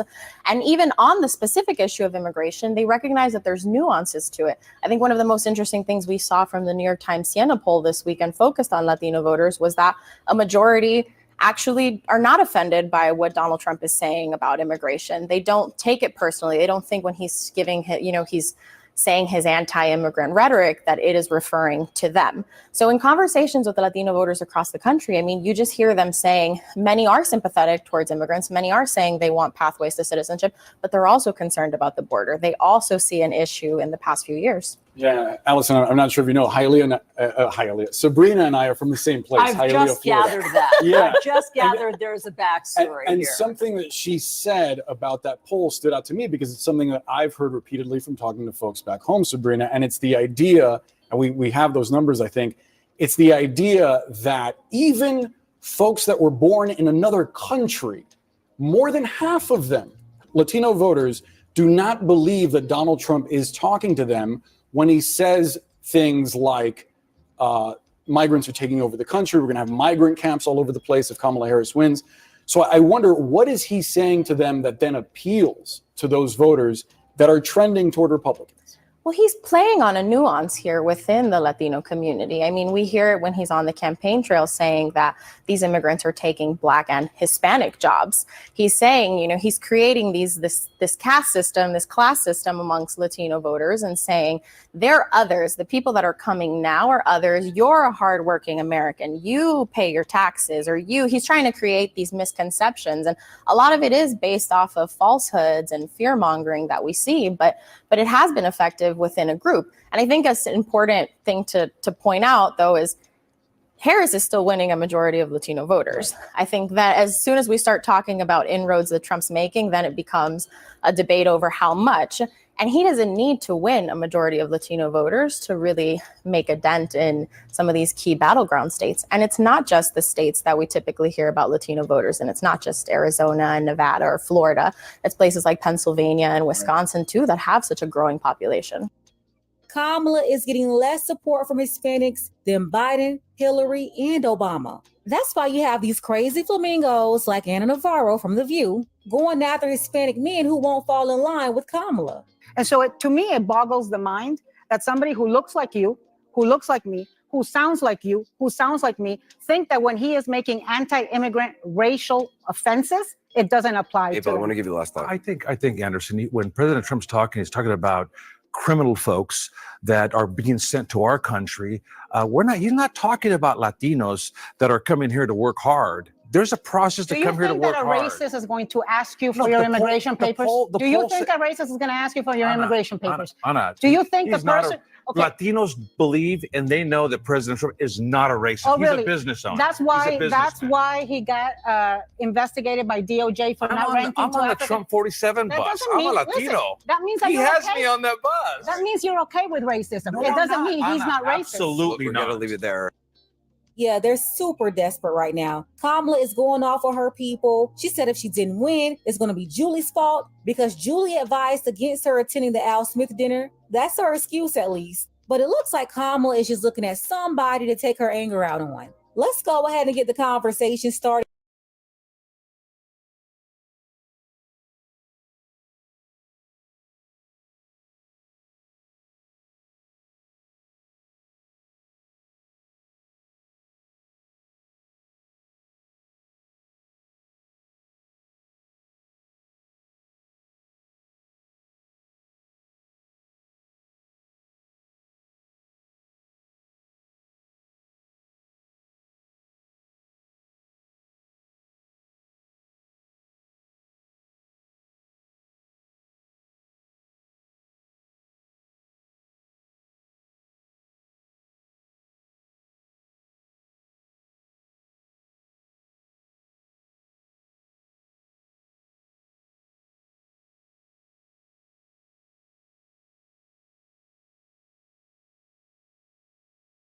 Hey, come see us on tour. We're going to be in Los Angeles, Columbus, Ohio, Dayton, Cleveland, Cincinnati, Lexington, Kentucky, Burbank, California, and Honolulu. Go to jimmydore.com for a link for tickets. MSNBC, you got to see this clip.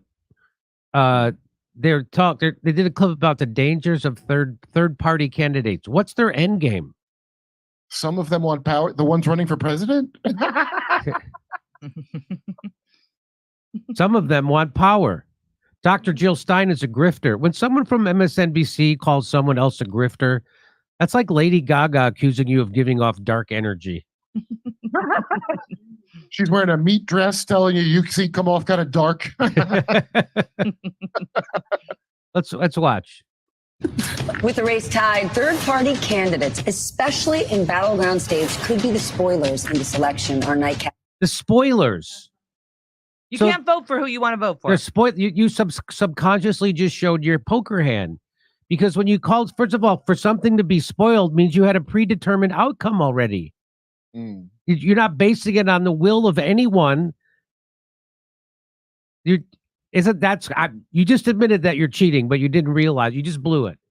We have a lot Spoiler. more variables coming into our formula of the dialectic, you know? Spoiler. Yeah. Spoiler. By the way, good. Spoil it for somebody. I'm all for that. Throw your dick around. With the race tied, third-party candidates, especially in battleground states, could be the spoilers in this election. Our nightcap is still with us. You know, this isn't one of those elections where we're talking much about third-party candidates. We don't think they're out there, but they are. RFK is still on the ballot in Wisconsin. Jill Stein is still on the ballot. RFK is still on the ballot in Wisconsin. You know why? Because they won't take him off. Because they think that will hurt Trump. That's right. They thought it will spoil things. They think, yeah.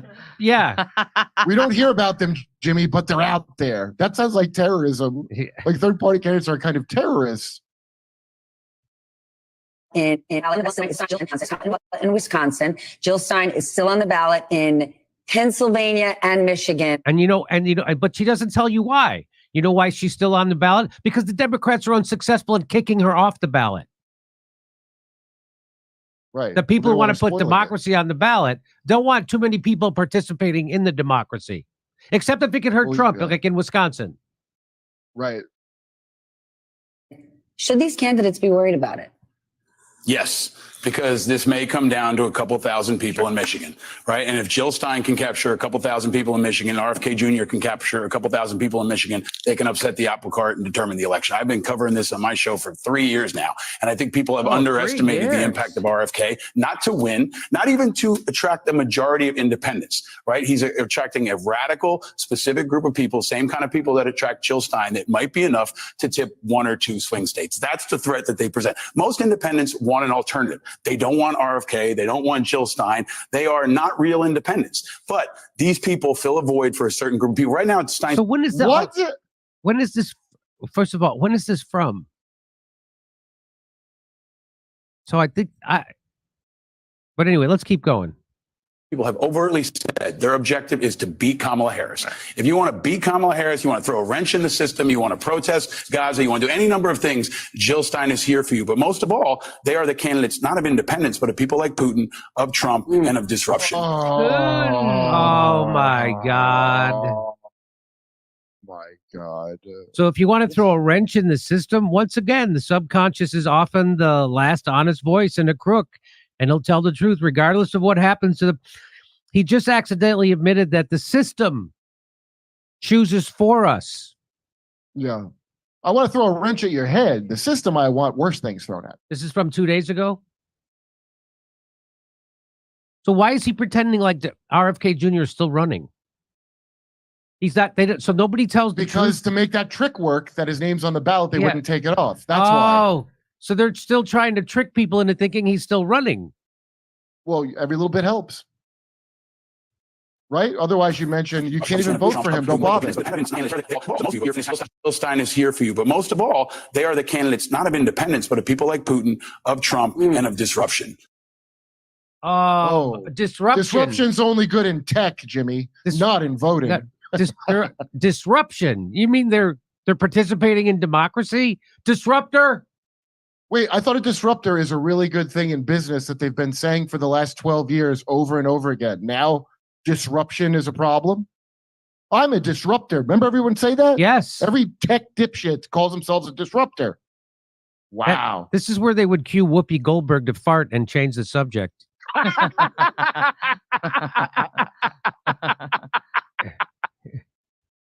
In Michigan, we know there is a large Arab American voting base. Over 100,000 there voted uncommitted in the Democratic primary. Now, they might not be going out and voting for Donald Trump, but how concerned should VP Harris be about this group? I think she should be concerned. I'll never forget on 2016, watching the reviews coming in, the reviews. The reviews. It's all theater. Yeah. The reviews. Should she have changed her name back to Kamala from Kamala to really play on her appeal to Muslims? It's all reviews coming in. Yeah. It's all theater.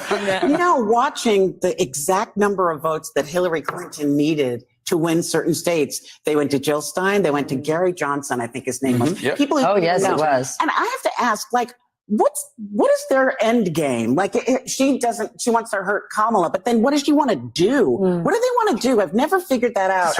What? I've never figured that out. Why do people want to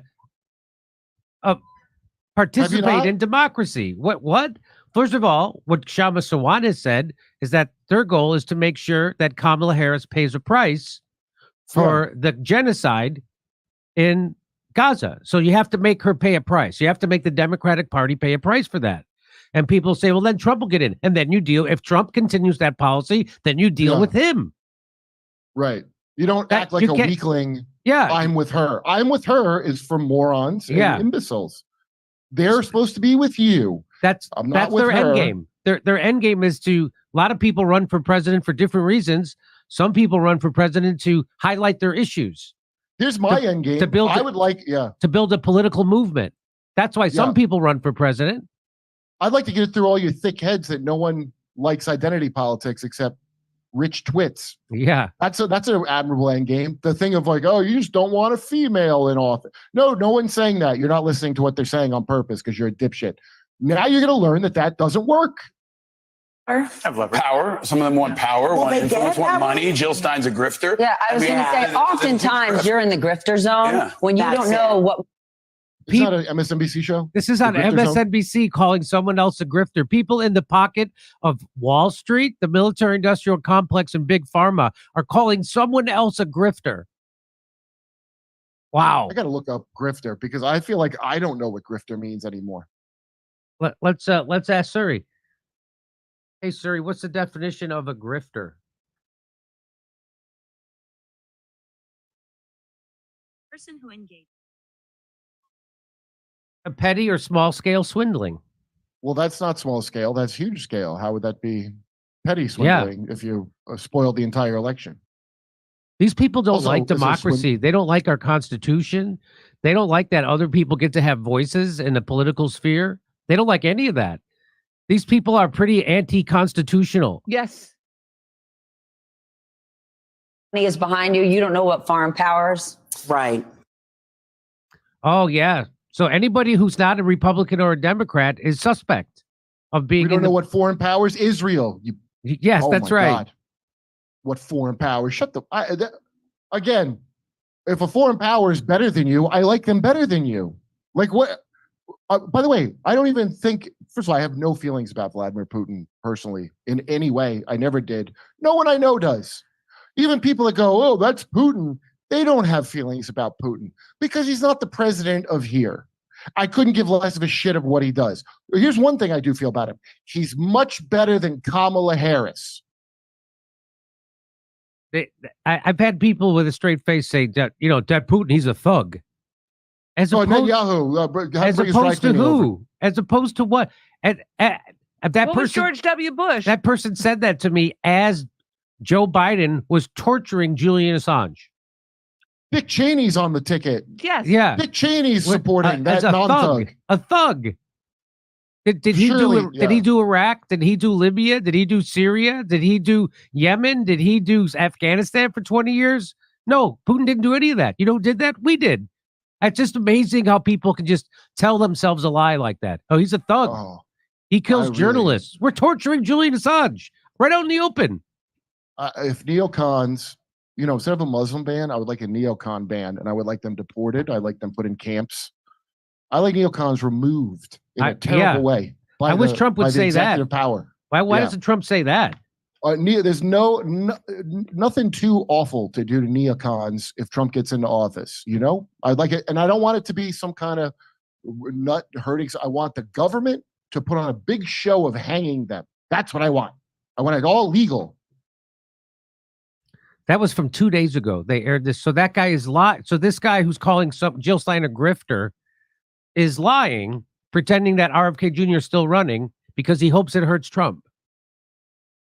Yeah, the term is con man, by the way, for people that are running for president. Grifter is a small time thing. Yeah. And also, who the hell was running for president that wasn't some kind of con man ever? It's crazy. Hey, today's economic environment is still really.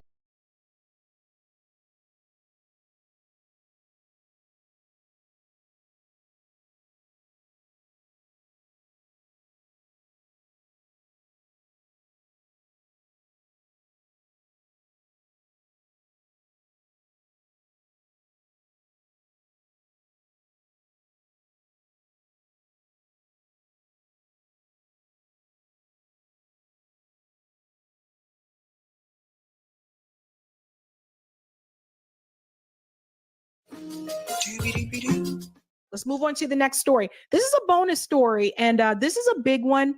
I don't know if it's receiving a lot of coverage, but it came my way, and we got to talk about this because last time Butch Ware was on the show, he explained that when people think about the Muslim community, a lot of times they think of Arab American Muslims, but there are also Black Muslims as well. A lot of the voices that you have heard from, whether it's in corporate media or independent media, for the most part, you've been hearing from the Arab American community. Well, now, ladies and gentlemen, you're about to hear from the Black Muslim community, and I think this is gold. Shout out to the Middle East Eye for this. Genocide must be our red line. Black Muslim leaders shun Harris for U.S. president. Ladies and gentlemen, Black Muslims are now speaking out, and they are shunning Kamala Harris for president. So you see, this is something else I think that the Democratic Party doesn't think about. When they talk about Black voters and da-da-da, remember, some of those Black voters are Black Muslims. And they don't think about that when they say, I am going to give Israel everything that it's need. My support for Israel is unwavering, unconditional. They don't think about that because they think we're just a monolith. Now let's get into the story. This is pretty cool, I think. Let's dive in. A group of 50 Black Muslim leaders have signed a statement urging Black and Muslim American voters to shun Democratic Vice President Kamala Harris in her bid for the White House and instead to back candidates who support a ceasefire in Gaza and an arms embargo on Israel. Guys, I think it's time for the music. Is it time for the music? Let's bring in the damn music.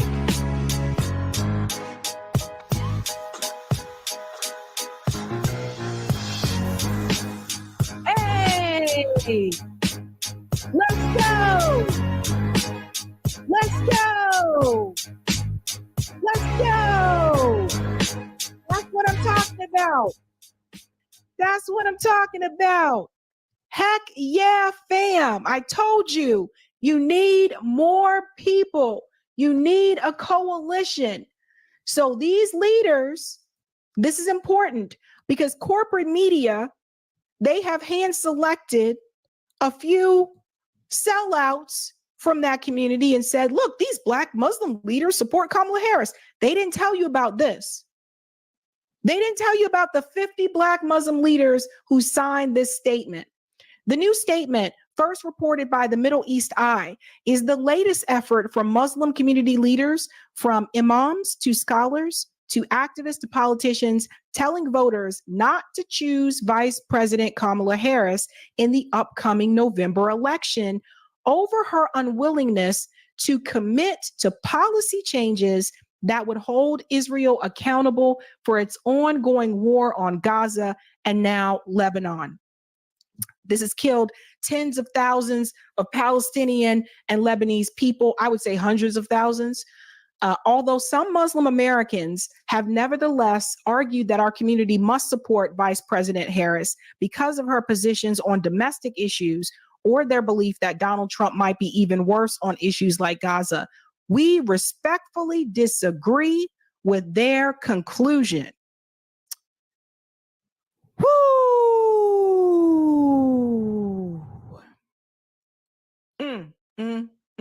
Sharon says Black Muslims are the new CCJ. Here we go. This is important. It goes on to say here, as Muslims obliged to uphold justice and as Black Americans whose ancestors experienced the worst of crimes, genocide must be our red line. It adds that we simply cannot support a candidate who participated in a genocide and now refuses to lay out any end to that genocide. So you see, they're not falling for it. They're not falling for it. Kamala Harris says, we must get a deal done. A deal is on the table. Wait, what does she do? The thing with her hand? What's the thing with her hand that she does? We must get a deal done. A deal is on the table. And we have to put an end to this war. But let me be clear. My support for Israel is unwavering and unconditional. And I'm going to stand by that commitment, right? They're not falling for it. It goes on to say, the statement comes after a series of different statements and letters from leading figures of organizations in the wider Muslim American community were published in recent weeks endorsing or shunning candidates for the U.S. 2024 election. On September 20th, a coalition of Muslim organizations in the U.S. released a statement calling on voters to vote for candidates that both support a ceasefire in Gaza and an arms embargo against Israel. Let's continue on here. Just trying to go ahead. Sorry. Oh, I think I scrolled to the wrong thing. Here we go. Then on September 30th, dozens of imams from across the country signed a letter endorsing a call for Muslims to vote third party in the election, with the goal of sending the Democratic Party a message about their outrage over the Biden-Harris administration's steadfast support for Israel's war on Gaza. That letter has more than 130 signatories. So you see what I've been telling you guys before, right? I told you that Kamala Harris's campaign, in my opinion, I think what they're trying to do to try to make up for this loss of support is I think they're trying to appeal to white women in the suburbs that are passionate about the overturn of Roe v. Wade to get them to kind of fill in that slot. Also, she's trying to get Republicans as well, too. This campaign is all over the damn place. But it goes on to say, a week later, the Muslim-led Abandon Harris movement endorsed the Green Party's Jill Stein for president. We call on Muslim voters to support only a pro-ceasefire and pro-arms embargo presidential candidate, as well as candidates down the ballot who support other just policies, including economic justice, religious freedom, healthcare for all, humane immigration policy, reforming the criminal justice system, and racial equality. The statement from the Black Muslim leaders said. So first you had Abandon Harris. You now have the Black Muslim leaders who are telling people to support the pro-ceasefire, pro-arms embargo candidate. And there's another endorsement that came that we're going to get to in just a second, another organization. It goes on to say here, I want to jump ahead to this part. When we look back at the movements that have been successful in asking this country to change course, Black communities have been at the core of that change and were the drivers of that change. And that's coming from Abdullah. I interviewed him. A copy of the statement was shared with Middle East Eye, and organizers say they plan to share it on the same website hosting the previous letter from leading imams. So I want to highlight false narratives. This is what I was telling you what corporate media is doing. And I'm so glad they highlighted this. The statement from Black Muslim leaders comes several weeks after NBC News reported earlier this month that around 25 Black Muslims had endorsed Harris for president. NBC's reporting, which made no mention of the significantly larger group of imams endorsing third-party candidates, claimed that the 25 Black Muslims supporting Harris was a sign she was winning back Muslims disaffected by her administration's Gaza policy. So do you see what I was trying to tell you what corporate media is doing? They are cherry-picking information to try to help Kamala Harris. That's literally what they're doing. I don't see them reporting on this. So this is why you have independent media. They're not covering this at all.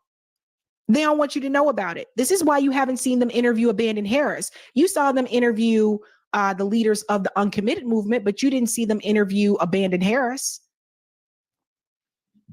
So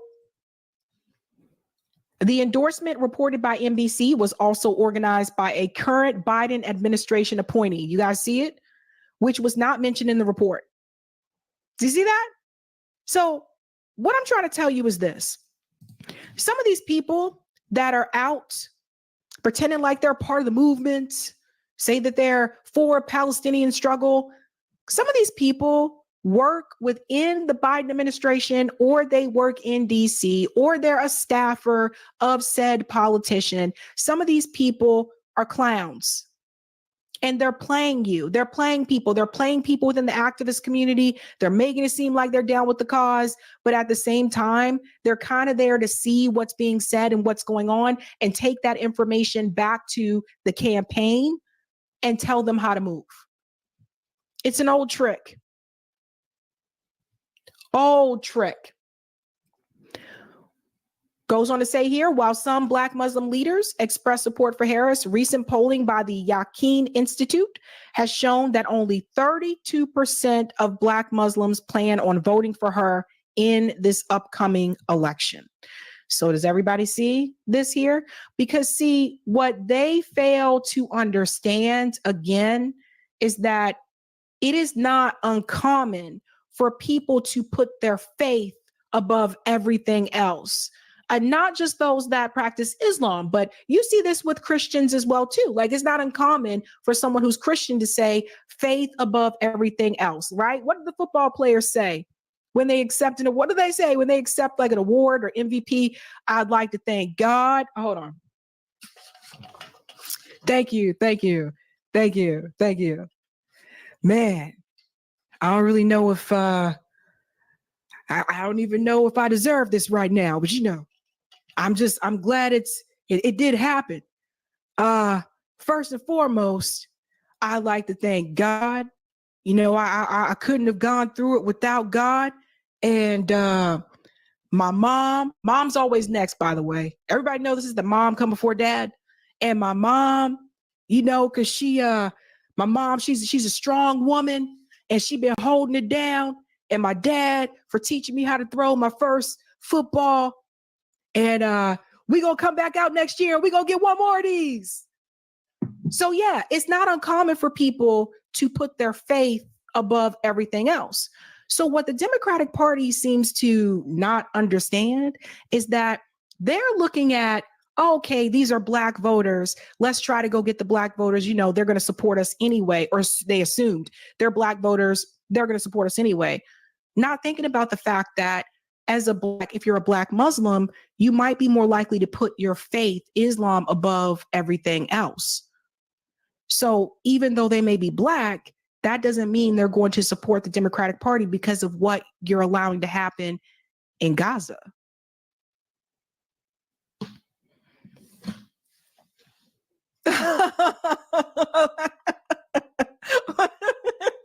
Skylar, I'm mad at the actor.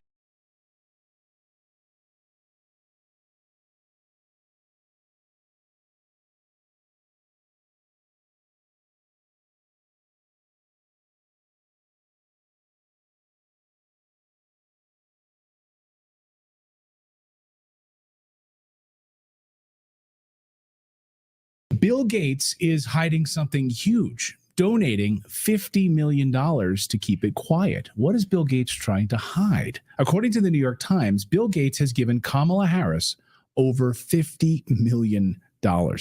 This is unbelievable. This is according to the New York Times. This isn't some fringe conservative conspiracy theory. He confirmed it to the New York Times.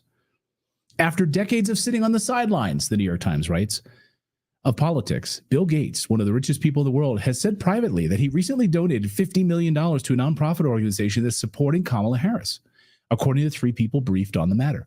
The donation was meant to stay under wraps. It was meant to be secret. Mr. Gates, one of the founders of Microsoft, has not publicly endorsed Ms. Harris, and his donation would represent a significant change in the strategy that has previously kept him away from gifts like this. So what is he hiding? Why would he do this? Why would Gates back Kamala Harris? Could it have anything to do with keeping the Epstein client list quiet? Elon Musk told the truth to Tucker. He knows all about this Epstein client list. Watch this. You know, I've said I regretted having those dinners, and there's absolutely nothing new on that.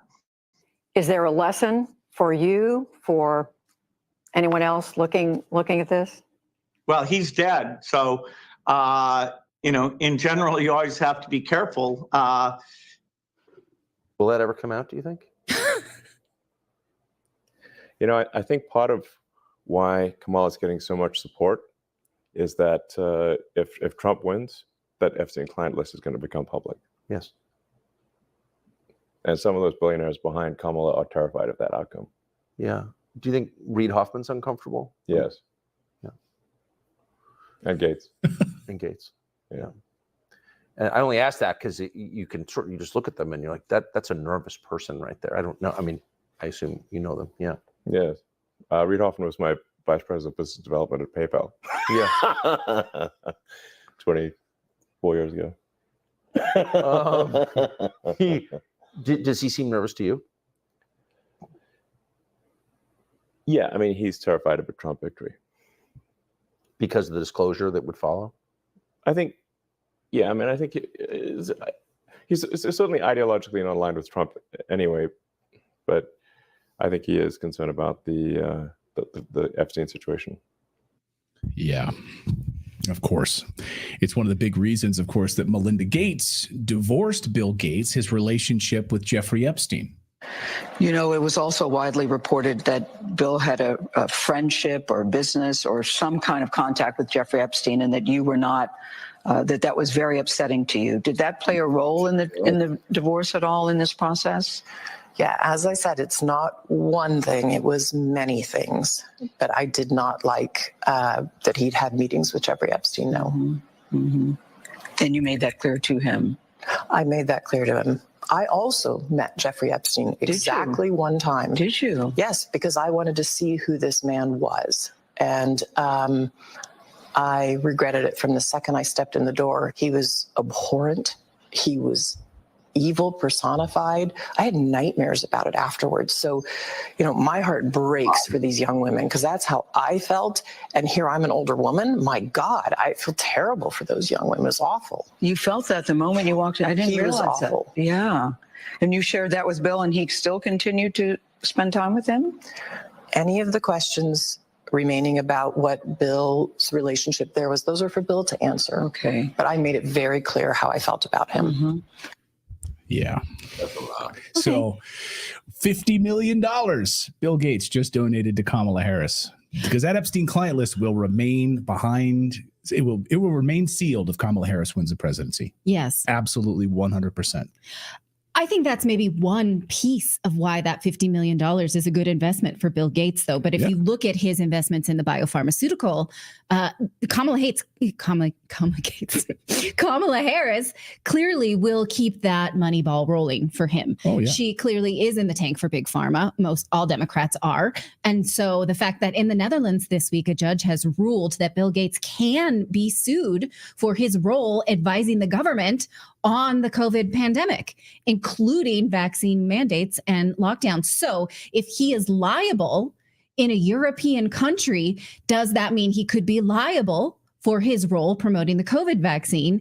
Does he maybe not want that to happen in the United States? It's less likely to happen under a Kamala Harris presidency, clearly, right? So, I mean, I think if you're weighing like, here's 10 million for this, here's 10 million, I would say probably 25 million to keep the Epstein client list secret, right? Maybe another 10 for big pharma, maybe another 10 for his investments in American farmland. Like, there's a lot of reasons that's a good deal for him. Yeah, keep the corruption going. And $50 million is a drop in the bucket for him to throw into Kamala Harris. Right.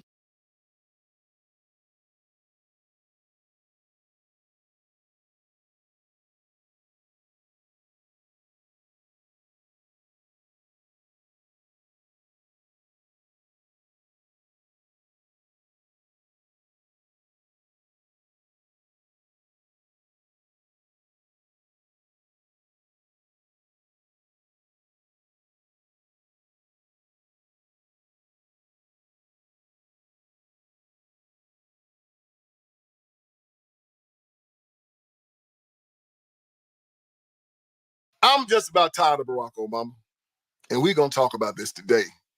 Yeah, I'm going to tell y'all a little bit about how I feel about what he said to these young black men and about why they should vote the way that he said they should vote. So we're going to talk about that today on the Ben Sarah Ellison Show.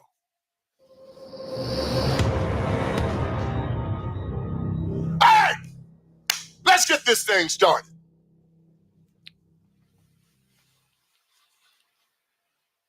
Back in 1984, That was a great movie called Soldier Story. It had mostly an all-black cast, and it was directed by this gentleman by the name of Norman Jewison. It was a story about a sergeant who was murdered. The sergeant was Sergeant Waters, played by Adolph Caesar. Great actor. He was nominated for the Academy Award in it. This sergeant was a black man who was racist against his own people and was doing terrible things to black men in his own regiment. And somebody murdered him. I want to make this absolutely positively clear. I'm not advocating for violence. I'm not advocating for murder. I'm not advocating for any of that against anybody, anywhere. I'm just going to tell you the plot of the story. Tell you a story within the movie. Don't think I'm advocating for violence, y'all. I'm not advocating for violence. And anybody that says that Vince Ellison is advocating for violence, they lying on me, okay? We got that clear? Got the disclaimer? All right, let's roll. In this movie, Sergeant Waters explained why he hated this soldier so bad. You know, Denzel Washington was in this movie. Howard Rollins was in this movie. It's a great movie. So Sergeant Waters started telling this story about why he hated this soldier by the name of C.J. Memphis and why he wanted to do something to harm him, to get him kicked out of the army or get put in jail or something. And he talked about the damage that one ignorant Negro could do. This is World War II. It's a World War II setting. World War II is going on. They're on this army base down in the South, and Waters tells the story. He's older. He might be in his 50s. And he says that in World War I, the black soldiers had done great. They won accommodations, won medals, honored, brave. They were in France. And that the white soldiers, you know, World War I and World War II, the soldiers were all segregated. They had white soldiers, they had black soldiers in different platoons and different regiments. So the white soldiers started getting jealous because some of the white French girls started liking the black soldiers. So the white American soldiers started a rumor that the black soldiers had tails. And they found this one black soldier, paid him to tie a tail to his behind and jump around and tap dance and eat bananas. Put a crown on his head, a blanket around his back, and gave him a reed. Called him Moonshine, King of the Monkeys. And those French women started thinking all black soldiers had tails and were like monkeys. And then Adolph Caesar, Sergeant Waters said, and even when we cut his throat, he was asking us what he had done wrong. They killed him for it. The damage that one ignorant Negro can do. That came to mind to me when I read that story about Barack Obama standing in front of those young black men, chastising them for not voting for Kamala Harris. Brookings reports it as this: former President Barack Obama recently caused an uproar when he called out black men for what news reports and some polling indicates as less support for Vice President Kamala Harris as a Democratic presidential nominee. This outcry in the public square has reminded many black men of their voice and has led them to speak out about their support concerns and disinterest in the Harris-Walz campaign and the political field more broadly. Now, what's going on here? Well, according to the polls, Obama got 87% of the black male vote. And then Hillary Clinton got 82% of the black male vote. Biden got 79%. And now Kamala Harris is around 70. Some polls say she's under that. And they know they can't win. It was just 70% of black men voting for them. They're going to need somewhere around 85, 90%. And they are panicking. So what did they do? They send out Barack Obama. Barack Obama gets in front of the cameras, goes in front of a bunch of black men at the Harris-Walz campaign, and Barack lets them have it. He said, you Negroes better get in line. And you better vote for Kamala Harris because I told you to. And those young black men then looking all sheepish and boy, I tell you what. I give $10,000 to be in that room that day. Man, what you talking about? Barack gonna leave his $12 million mansion from the Hamptons to all of these white people, rich white folks he living around. Gonna come down to where these young black men are and tell them, you gonna vote for Kamala Harris because I told you to, boy. Number one, don't nobody talk to me like that except for my daddy. And he don't look like my daddy. My dad is 82 years old, look better than Barack Obama look. He look like the Crypt Keeper. I remember Obama when he first came out, a young, good-looking, handsome young man. He said, oh, Obama look all right. That joker right now look like them cigarettes and liquor tearing him up. It's like the painting of the portrait of Dorian Gray, Oscar Wilde. All the evil stuff that he's done is coming on him. Look like he's emaciated, skinny. And they're going to walk in and start hollering at folks. So you better vote the way I tell you to vote. Now, I'm just, why should we pay any attention to you, Barack? You were the president that started all this racial strife in America. Trayvon Martin, Michael Brown. If I had a son, he looked like Trayvon. You basically started Black Lives Matter. It started on your watch. You was burning up stuff, fighting, acting a fool, bringing all them hip-hop jokers to the White House. Bunch of thug rappers, ignorant, elevated hip-hop. First president to invite like a ghetto clan, KKK to the White House. Talking about shooting police, misogyny, raping women, doing dope, cussing. You sitting there taking pictures with them, smiling. And then when our children act like they knew Obama brought them to the White House, you made Joe Biden your vice president. Hell, he had dementia then. He always been crazy. It didn't matter. And then you're going to walk out and tell people, you better vote the way I tell you to vote. The brothers are letting me down. The brothers? What, you a brother? You ain't no brother of mine. I got 3 brothers. You don't look like either one of them to me. So Barack Hussein Obama gonna come out, tell black men they better vote for Kamala Harris right now. I mean, what Kamala Harris said, what's she done for black men? Oh, yes, right. She found out she was losing the black male vote. Guess what she does? She said she gonna make marijuana cigarettes legal. Now she done locked up every black man she can find in California for smoking marijuana. So now she said, look like, okay, all right. I'm gonna do y'all one good. I'm gonna just make marijuana. So she gonna make it legal for you to smoke dope. It ain't like we got enough problems with drugs in the black community, Kamala.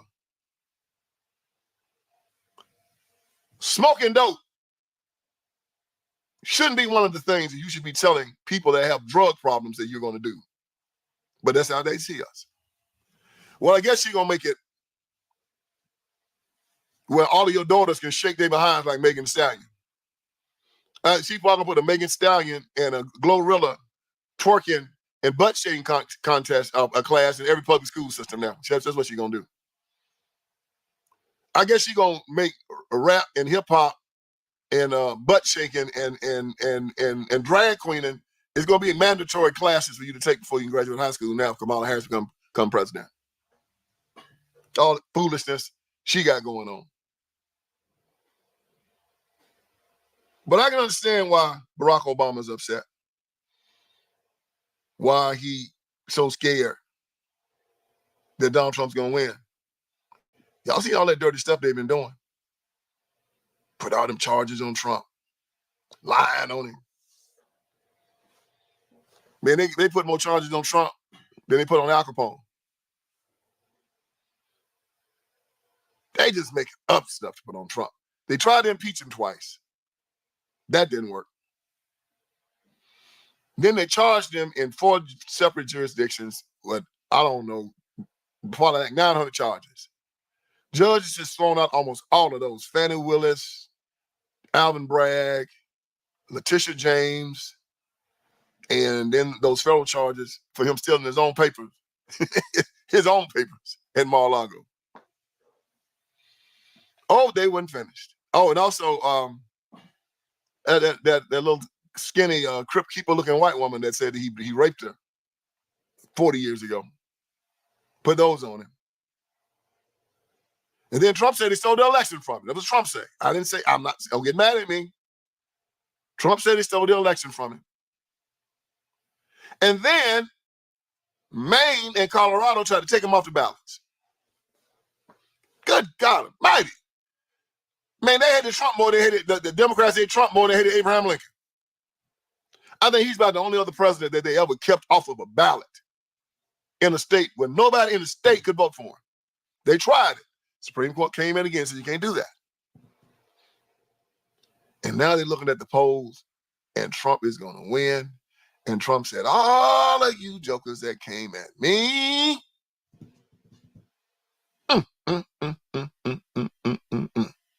Can you imagine? Can you imagine? And he's supposed to make sure they never, ever are able to hurt America ever again, like they've been hurting it for the last 4 years. So I can see that Obama is upset about that. But, you know, he's afraid that his whole liberal, Democrat, ignorant, nasty, stupid, malcontent, sexual grooming agenda is going to fall apart because Trump has said he's not going to allow them to have women and men in women's sports. He's not going to allow them to do transgender operations to children. He's not going to allow them to sexually groom children anymore. And of course, if you can't do that, Democrats just are going to lose their mind. Because Barack has been all involved in that, as you know. He lied before he got elected, said he believed in marriage between one man and one woman. After he got elected, oh boy, he was all into the whole gay marriage thing. Matter of fact, he put on 2 Supreme Court justices saying, I want you to make sure you pass that gay marriage thing. And sure enough, they did. 5-4. Arborfield versus Hodges. Lit the whole White House up in rainbow colors to celebrate the fact men can marry men and women can marry women. Newsweek magazine said Barack Obama was first gay president. They called him out. And I said, well, isn't this interesting? And then something interesting happened. They call him Big Mike. That's what they call his wife. Big Mike. I don't know. I'm just telling you, I don't know. I have never, ever checked out the former First Lady's package. So I can't tell you what's going on up under the dress. I can't tell you.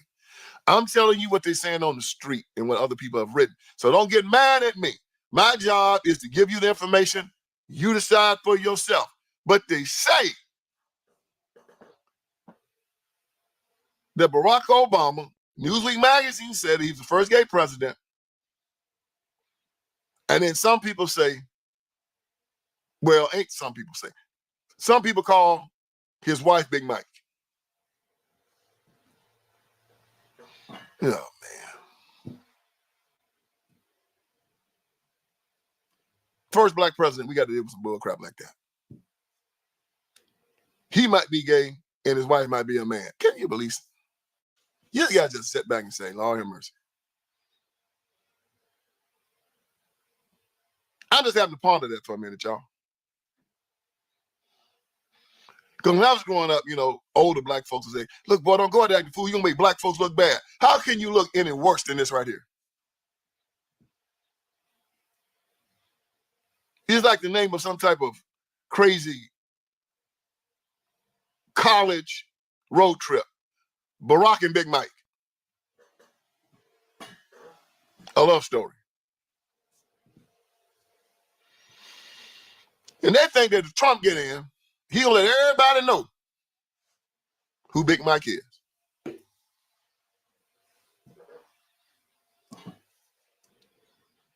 Man. See, Barack played basketball, so he's a bit of an athlete. He probably watched some boxing, and being in Chicago, I'm sure he saw a few fights. Barack might weigh 175 pounds.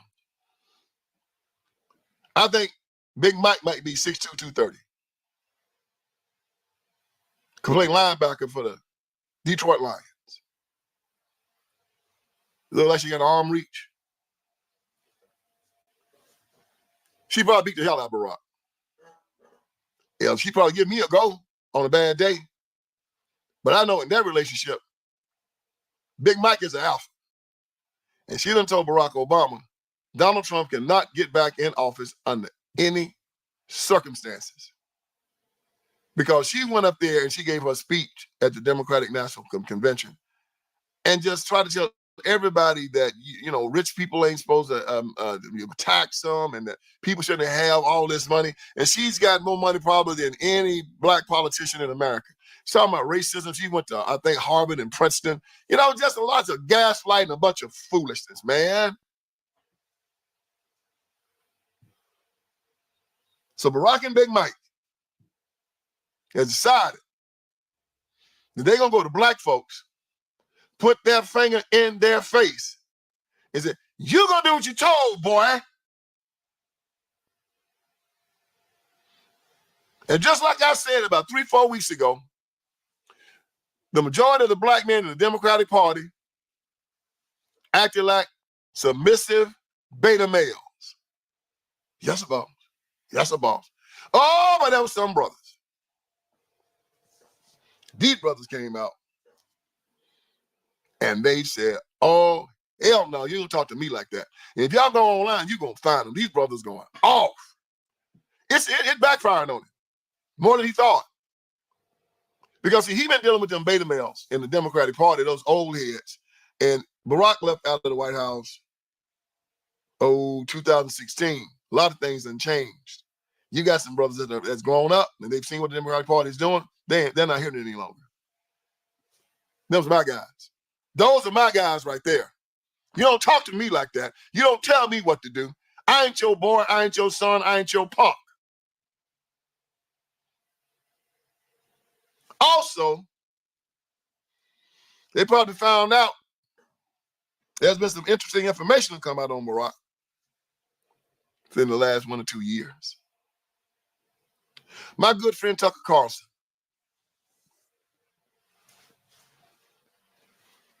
on September 6th, 2023, had a young man come on the show by the name of Larry Sinclair. Who you ask is Larry Sinclair? I'll tell you who Larry Sinclair is. Larry Sinclair is a white guy who's openly gay. I wasn't there. Don't be trying to put this on me. So don't be trying to say, Ben Sellers in line, Ben Sellers in tripping, Ben Sellers in line, blah, blah, blah, da, da, da, da. I'm going to report to you what Larry Sinclair said to Tucker Carlson and what he said at the National Press Club in like 2007, 2008, right before Barack became president. I'm going to tell you what Larry Sinclair said. Larry said that in 1999, he was introduced to Barack Obama. Him and Barack got in the back of a limousine. And him and Barack, y'all get the children out the room if you got children in the room right now, because I don't want to be saying this stuff around children. Shh. First black president. What they say. Anyway, all right. This is what Larry Sinclair says. I wasn't there. I'm the mailman delivering the news, okay? But Barack Obama made me mad coming out there talking to me like I'm a child. So I'm gonna tell you business, Barack. You open your mouth like one too many times to Vince Everett Ellison. And since you got all them Secret Service agents and stuff around you and I can't get to you to talk to you like I want to talk to you, I ain't gonna put my hands on this. I ain't threatening the president. You know, don't come at me. I just want to talk to him. But since I can't talk to him, I'm about to sell his business. Tucker told it first. Larry Sinclair said that him and Barack Obama did crack cocaine and then had gay sex in the back of the limousine. That's what Larry said.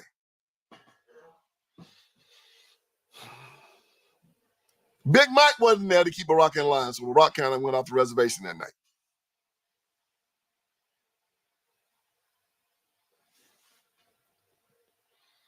You can look it up online. Tucker Carlson has the interview. Larry Sinclair, he did a speech at the National Press Club, told the whole story, and people buried it. Now, I'm saying this because it's germane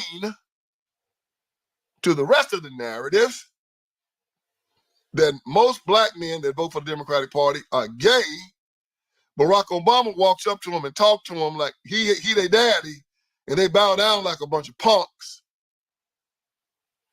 Barack Obama, it's said by Newsweek, put him on the cover, give him a rainbow halo, say he's America's first gay president. Barack don't give no pushback on that. Now, he like say, yeah, it's cool with me. Then on top of that, Larry Sinclair say that he had gay sex with Barack Obama in 1999, and Barack married a woman that looked like a dude. Where there's smoke, there's fire. I'm just saying.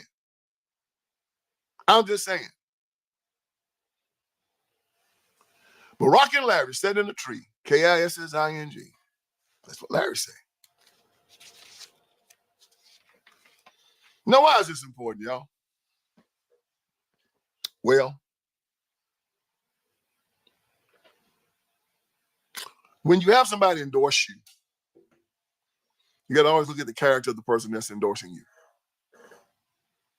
What's their motivations behind the endorsement? Why are they acting like this?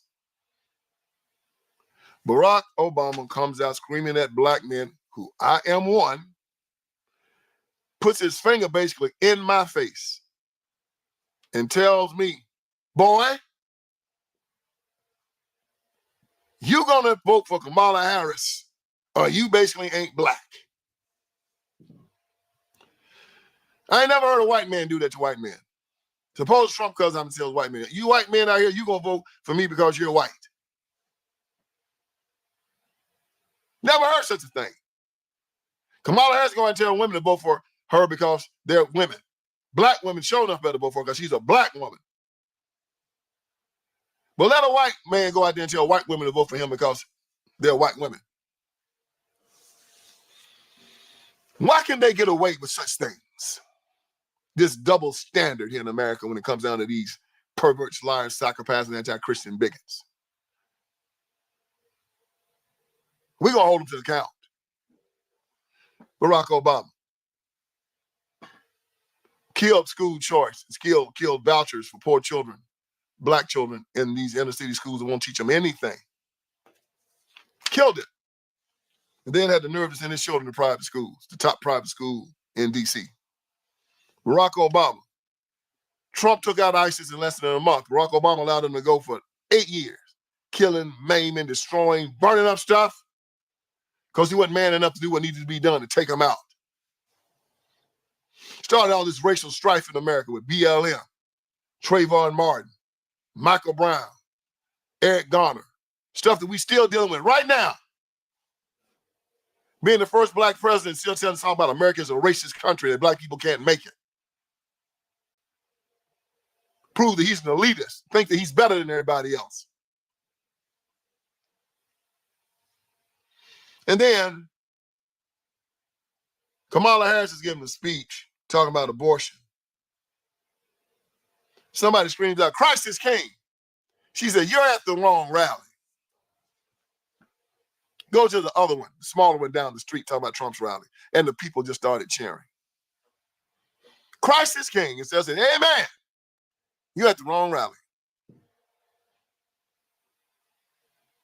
Barack Obama got it voted for 9-month abortion and perinatal abortion against the Born Alive bill when he was in the Senate in the state of Illinois. Passing Obamacare that the government would pay for transgender operations and hormones. Yeah, that's Barack Obama.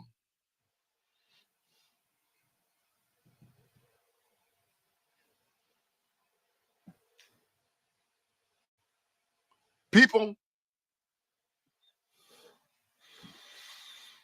don't just look at the message, you look at the messenger. This elitist, lying, condescending, anti-Christian bigot stood in front of the world, pointed his finger in the face of black men, and told them to vote for this lying woman because he said so. How much evidence do you need that the Democrat sees you as nothing but a beast? A genderless, mindless, sucking beast. Nothing has changed from the plantation. And when I tell you slavery is his choice, you better believe it now, because the head house Negro has spoken. And he's told you, house slaves, well, you field Negroes, you better get in line before the master come down with the whip. Slavery is a choice.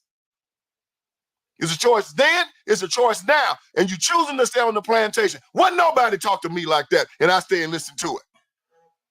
If I was a Democrat, you come out and tell me that, I'm done. I'd have hit him right in his mouth. I'd have thrown him to a plate glass window. He'd have talked to me like that. He'd have needed every Secret Service agent he had.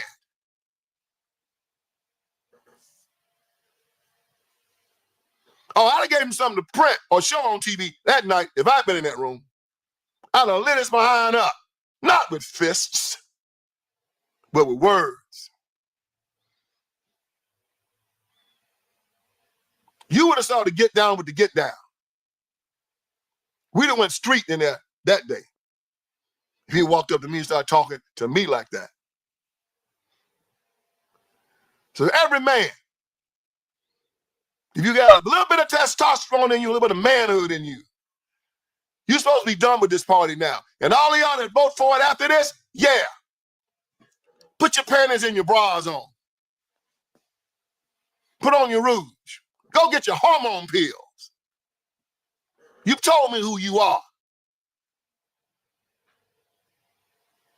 And you told it to the world.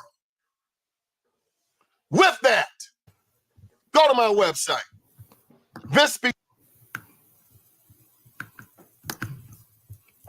Go figure. Follow me.